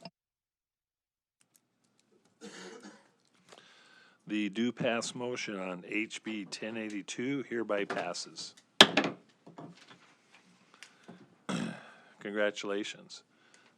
Moving on to House Bill 1098, amends certain provisions pertaining to special education funding. Entertain a motion. Representative Casson. I move we defer HB 1098 to the 41st day. We have a motion from Representative Casson, second by Representative Colbeck, to defer to the 41st day. Discussion on the motion. Yeah, thank you, Mr. Chair, and appreciate anything that has to do with special education funding. I appreciate what we're trying to do here. This is the Appropriations Committee, and there is responsibility and things that we have to do. As the bill is currently written, it actually would spend more dollars than we even have available to spend. So, for those reasons, I think we need to support the 41st day motion. Thank you. Thank you. Any further discussion? Representative Mucky. Thank you, Mr. Chair. I want to thank the prime sponsor for bringing this. I think the challenges the representative across the way shared, we're limited on funding. That being said, I do want to continue to push the committee going forward. This is going to be a constant issue we're going to need to continue to discuss when it comes to special education levels. And so going forward, I encourage the committee, let's continue that discussion. Thank you, Mr. Chair. Very good. Any further discussion? We have a motion on the floor to defer to the 41st day. Secretary, call a roll. Representatives Auk, Aye. Casson, Colbeck, Aye. Mucky, No. Moore, Aye. Sharda, Aye. Jorgensen, Aye. Norstrup, Aye. Derby. Aye. 8 ayes, 1 nay. Motion to defer to the 41st day on House Bill 1098 hereby passes. And for our audience and listening audience, when we call it defer to the 41st day, and basically that's almost the same as tabling or killing the bill. And the reason we call it the 41st day is because we have the ability to go up to a legislative session of 40 days. And we're only doing 38 days this year, but we could go up to 40 days. So this is a real nice South Dakota nice way of saying, I'm sorry your bill just died, because there is no 41st day. Thank you. I've been waiting all year to do that.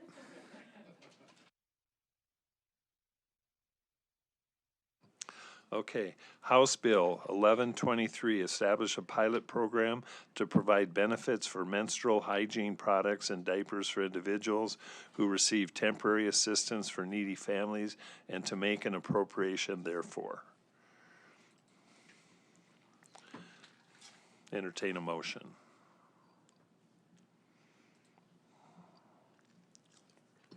I'd make a motion. Representative Moore. I'd make a motion to move this to the 41st day. Second. We have a motion by Representative Moore, second by Representative Sharda. Discussion on the motion. Any discussion? Okay. I think some of this is already available. Is it TANF? Yeah.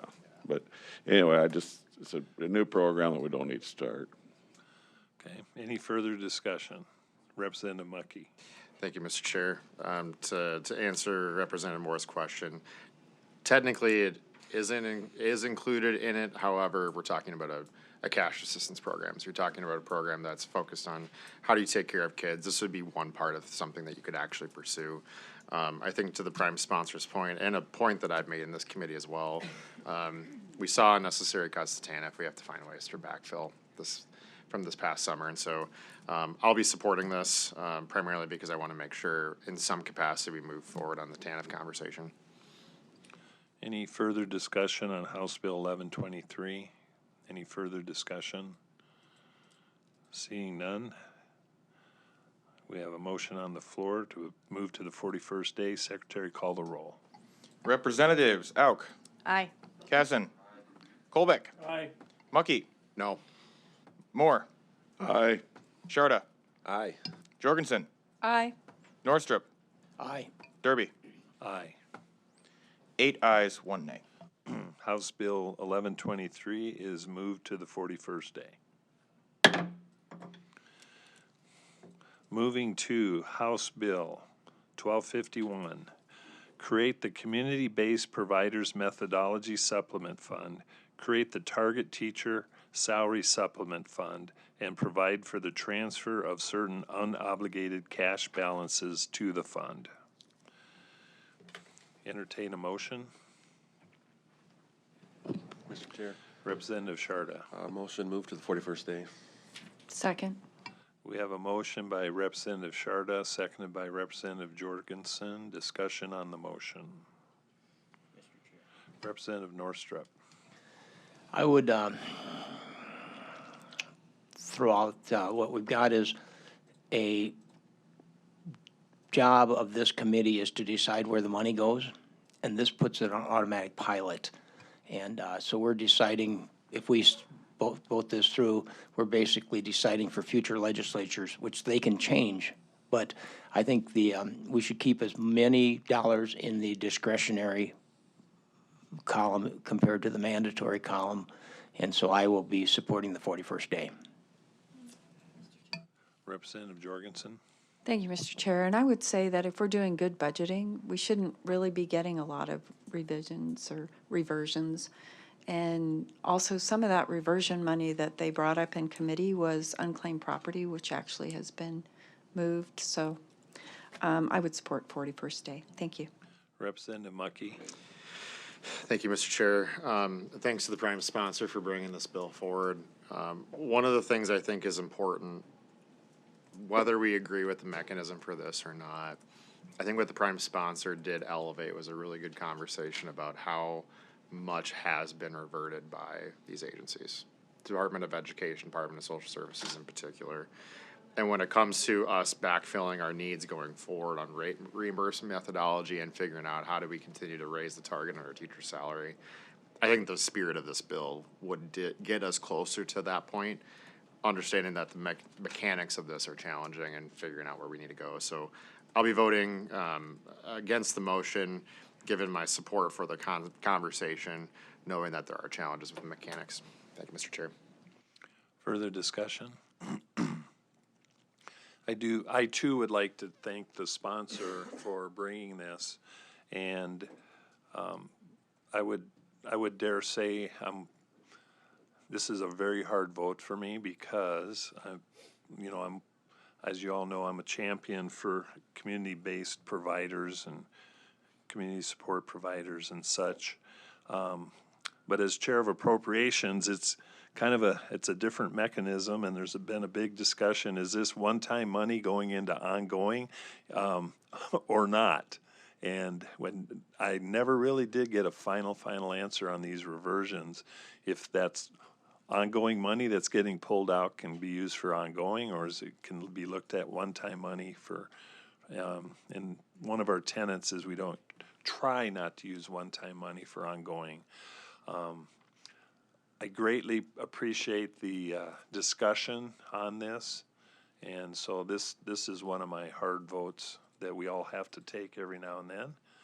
So thank you for everybody. I want to thank Representative Muckey for his work group that did take a look at everything. This did come in late in the process, so we didn't really have time to discuss it during the work groups, but I think it's put forth in good faith. So, we do have a motion on the floor. Secretary, call the roll. Representatives Auk, Aye. Casson, Colbeck, Aye. Muckey, No. Moore, Aye. Sharda, Aye. Jorgensen, Aye. Norstrup, Aye. Derby. Aye. 8 ayes, 1 nay. Motion to defer House Bill 1251 to the 41st day hereby passes. Moving on to House Bill 1113, establish a manufactured housing down payment assistance program. I would like to open it up to committee questions at this time. And I think our committee was wondering if there's a representative from the South Dakota Housing Authority here. If they could please come forward.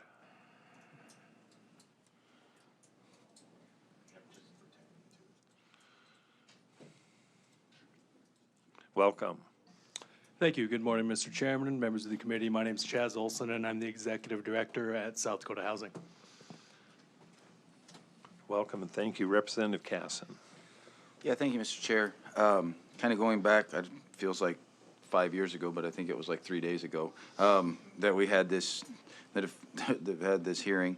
There were some questions about support for the program, logistics of how this program would work, some things that were talked about that would have to be done by your group. Can you just speak to kind of all of that?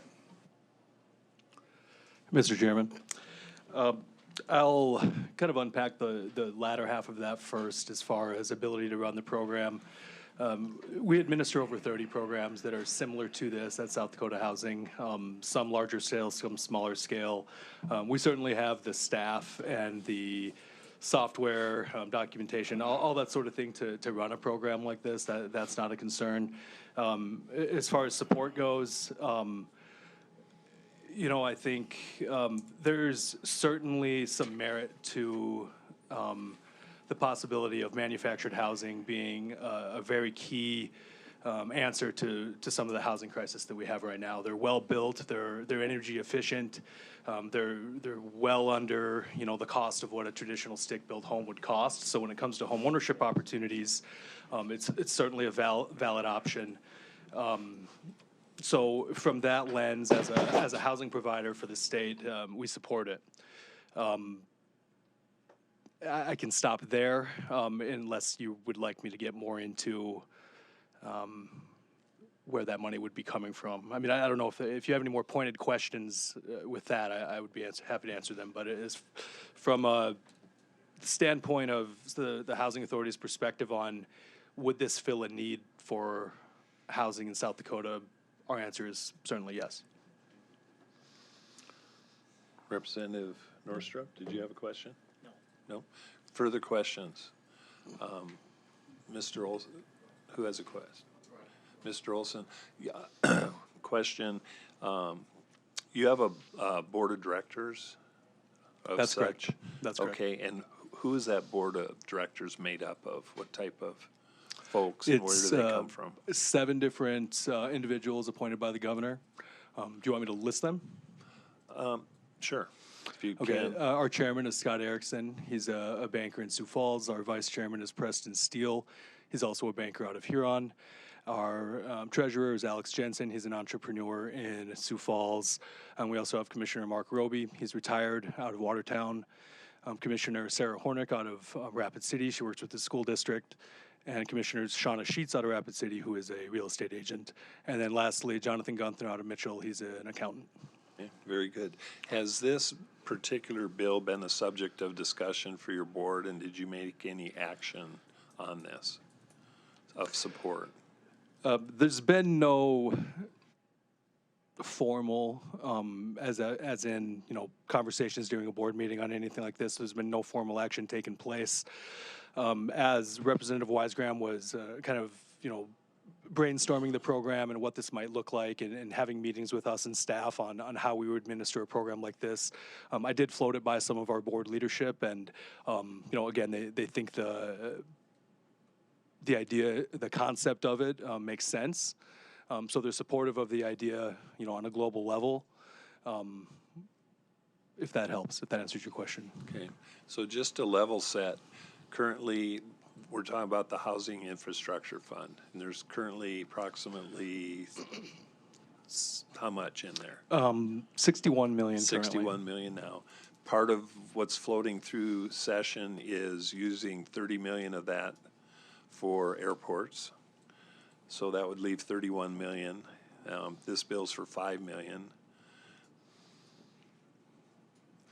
I don't do math in public, even though I'm an appropriator. I'm just kidding. So so you're comfortable with what's left, and the home builders and the people that access this fund are aware that there'll be 5 million less for the stick-built construction? Can you phrase that in a way like who are you worried about, or who are you asking about knowing about this? Well, I guess if you could just rephrase the question. Yes, for if me. you have 26 million available after, if this bill passes, Black Hills Home Builders and so on and so forth would have the opportunity to apply for that 26 million. Just wondering, are they comfortable with that thought process? If the airports get funded, this gets funded?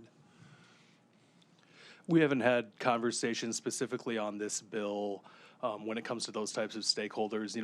Largely our conversations with Representative Wisegram leading up to this was just kind of logistically and technically, how could the program work? I would say that if it's, more than one thing can be true at the same time. There can be a need for this type of down payment assistance for mobile and manufactured homes. Now with some of the things in the works with, likely there being around 30 million left in infrastructure, potentially going up to that 50% limit instead of the 1/3. I feel as the administrator of the infrastructure program, if 5 million goes away to this down payment assistance program, there will be projects that we're unable to fund with conversations of developers that we've had in the last 3-4 months.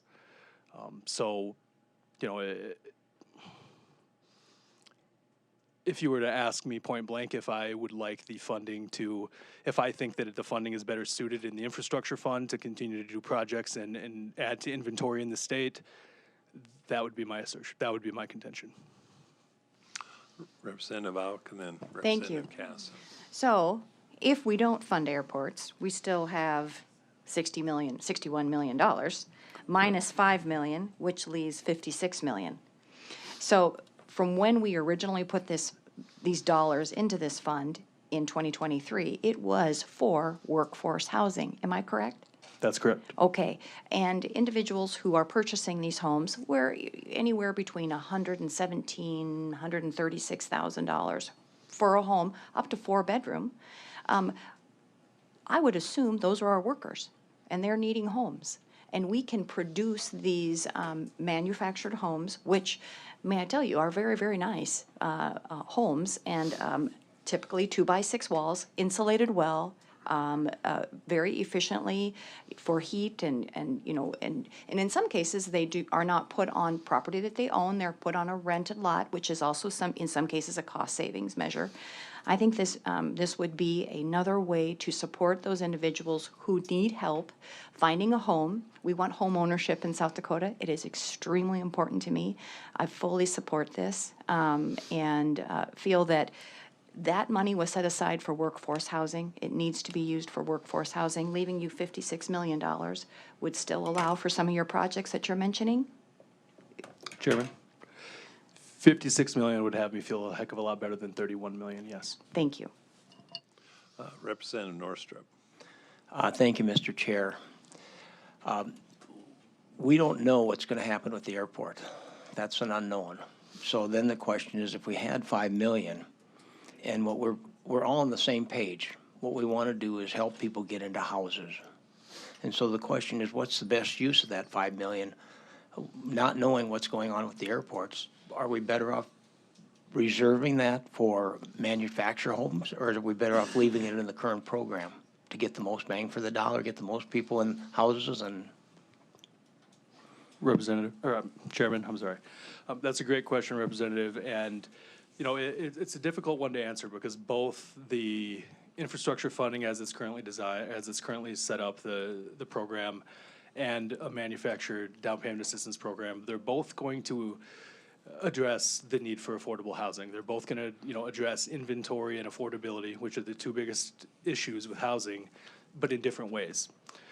So I guess for me, you know, the inventory, which is what typically, you know, at South Dakota Housing, that's one of the things we, you know, one of our goals is more units, single-family units, more multifamily units, and I believe that, you know, again, if I had to pick what, as a housing provider, they're both positive.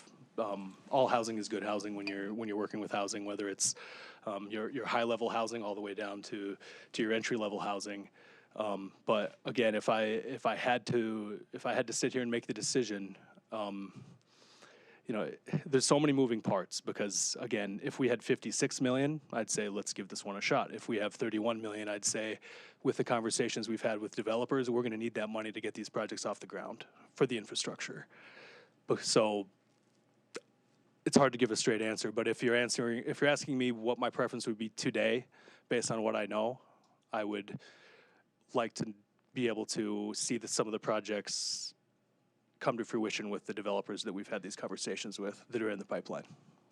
Representative Norström. Thank you, Mr. Chair.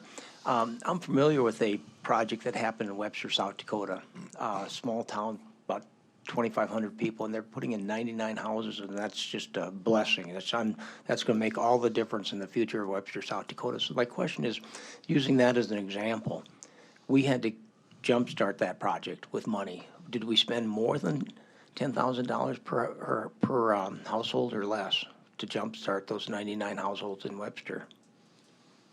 Chairman, you're asking if we spent more than 10,000 per lot. I believe the Webster project was primarily single-family lots. Is that correct? I believe so. And I have the information here, and I think it would be closer to 25,000 per single-family lot that was invested into that project. And I can tell you for sure. That would be wonderful. Representative Colbeck.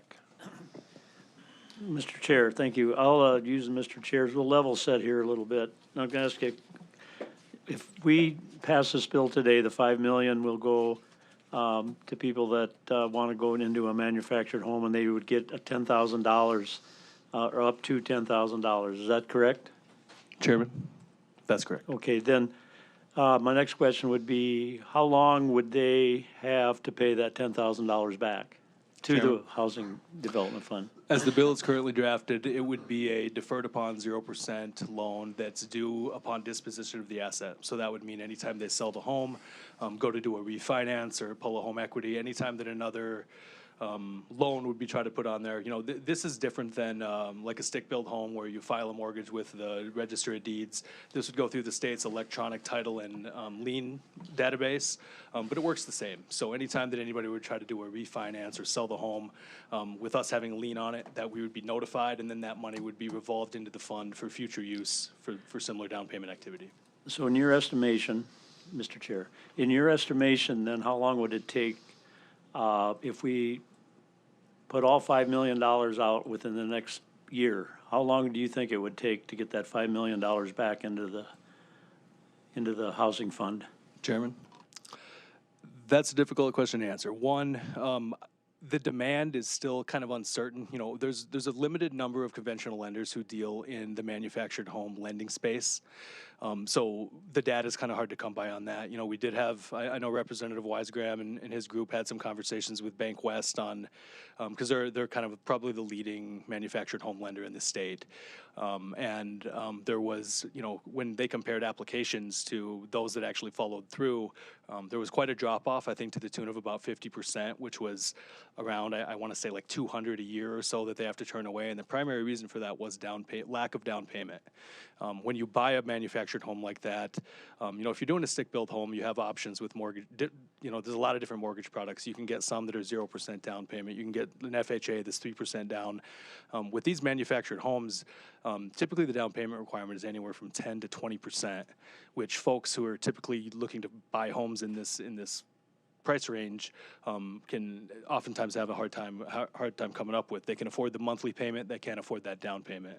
And so that's kind of how we got here was, what's the issue, housing affordability, what's a potential solution, manufactured homes, and what's the barrier to that? And so that's why I think Representative Wisegram, when he was kind of going down this path, found out that the main barrier to a lot of the purchasers of these is lack of down payment. And so that's, I think, where the idea kind of stemmed from.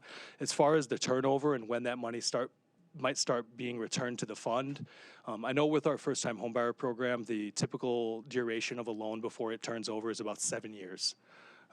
That varies, I think that's been increasing since a lot of the folks that have received mortgages over the last 3, 4, 5 years, prior to when rates have been higher, if you got a mortgage at 3 or 4% in the early 2020s, that duration is probably going to increase. But historically, it's been about 7 years when folks start to sell that home.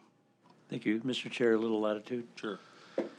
Well, a year ago, we passed a bill out of this committee for $15 million or so to the Douglas School District at a no-interest loan. And the stipulations on that were that it was supposed to be used for the school district, number one. Number two, that it was going to be paid back in a period of 20 years, if I remember correctly.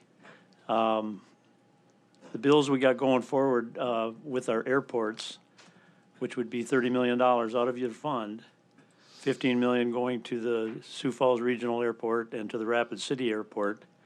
Those two are set up the same way as the Douglas School District Fund, which would be 0% interest and paid back to the fund to be used for your discretion as far as the stipulations that are put on how you can borrow money out of there, which would include projects such as what the good representative from the Aberdeen area had just talked about, the 99 homes in Webster. So the fund would become, it'll take a while, but the fund would become whole if you borrowed no money out and all the money got paid back that has been loaned out, or this money would come back as we would need it, or hopefully come back as we would need it. And that would include the Douglas School District, as well as this fund, as well as what the airport bills that are going through the legislature at this point. Can you comment on that? Thank you. Chairman, I think your question is just kind of basic around what the funds that are repaid do and how the revolving nature of them. That's correct. So as the Douglas School Home bill was written, it is repaid to the Housing Infrastructure Fund to be used for infrastructure. And I believe the amendment to SB 76 does that same thing. So all $30 million would be repaid to the HIF and then used for infrastructure as well. Does that answer your question? You made a comment, I have a question in regards to the 30% to 50%.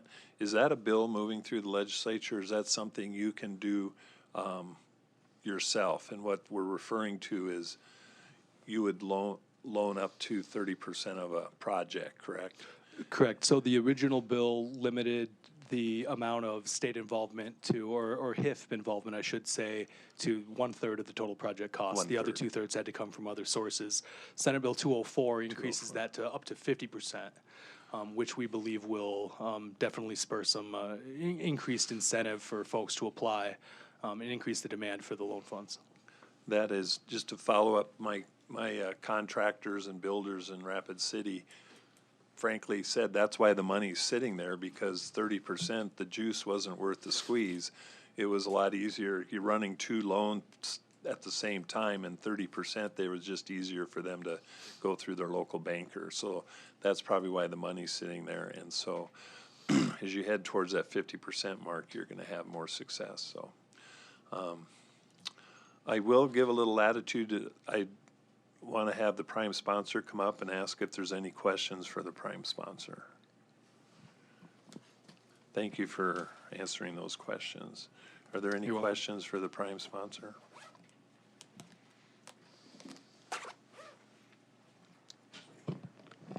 Representative Norström.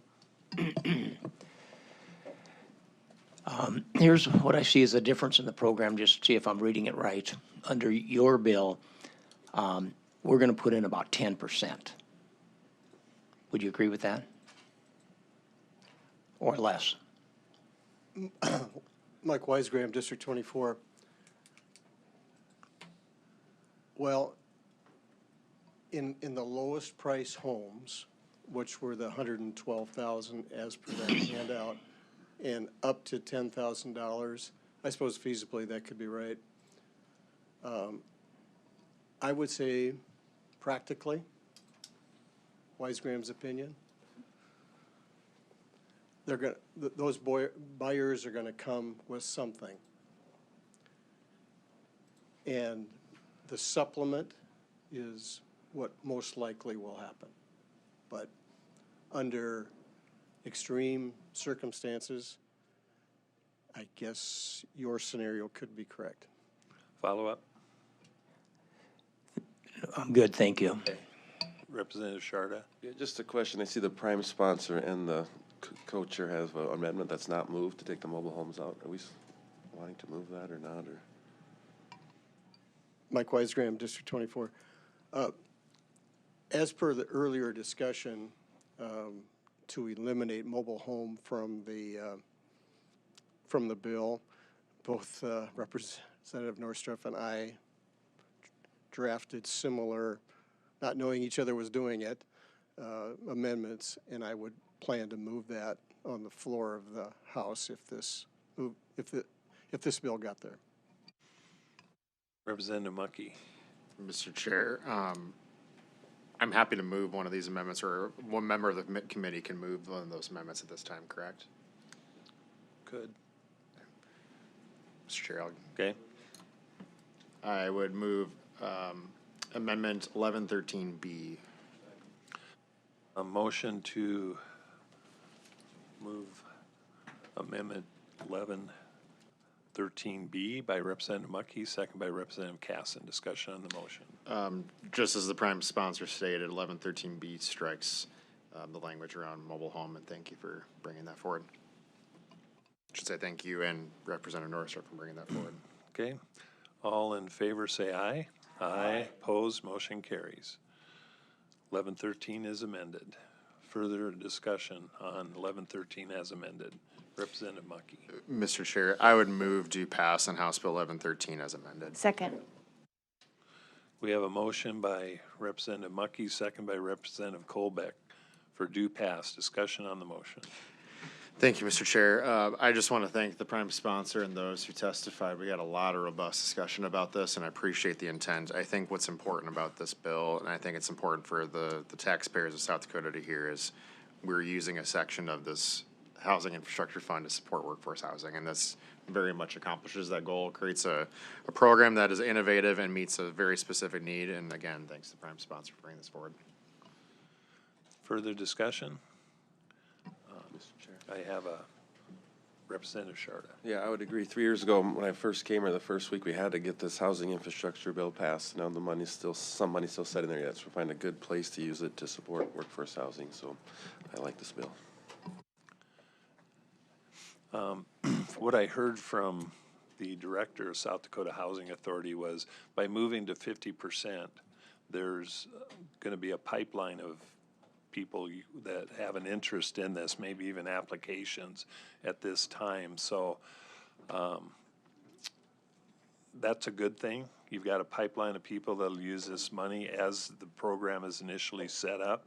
And so that's my concern about the bill as amended. Okay. Any further discussion? All right, Secretary, call the roll. Representatives Auk, Aye. Casson, Colbeck, Aye. Mucky, Aye. Moore, Aye. Sharda, Aye. Jorgensen, Norström, Aye. Derby. No. 8 ayes, 1 nay. HB 1113, as amended, hereby passes. Well, thank you very, very much. Is there anything else for the good of the cause? Just like to thank everybody. We cleared our house calendar before crossover day. Well done. I entertain a motion. So moved. Second. A motion and a second. All in favor to adjourn, say aye. Aye. Opposed, motion carries. Thank you very much. SDPB brings you closer to your government. With gavel-to-gavel coverage of the South Dakota legislature and in-depth reporting from peer. Good, useful, and full of wonder. SDPB.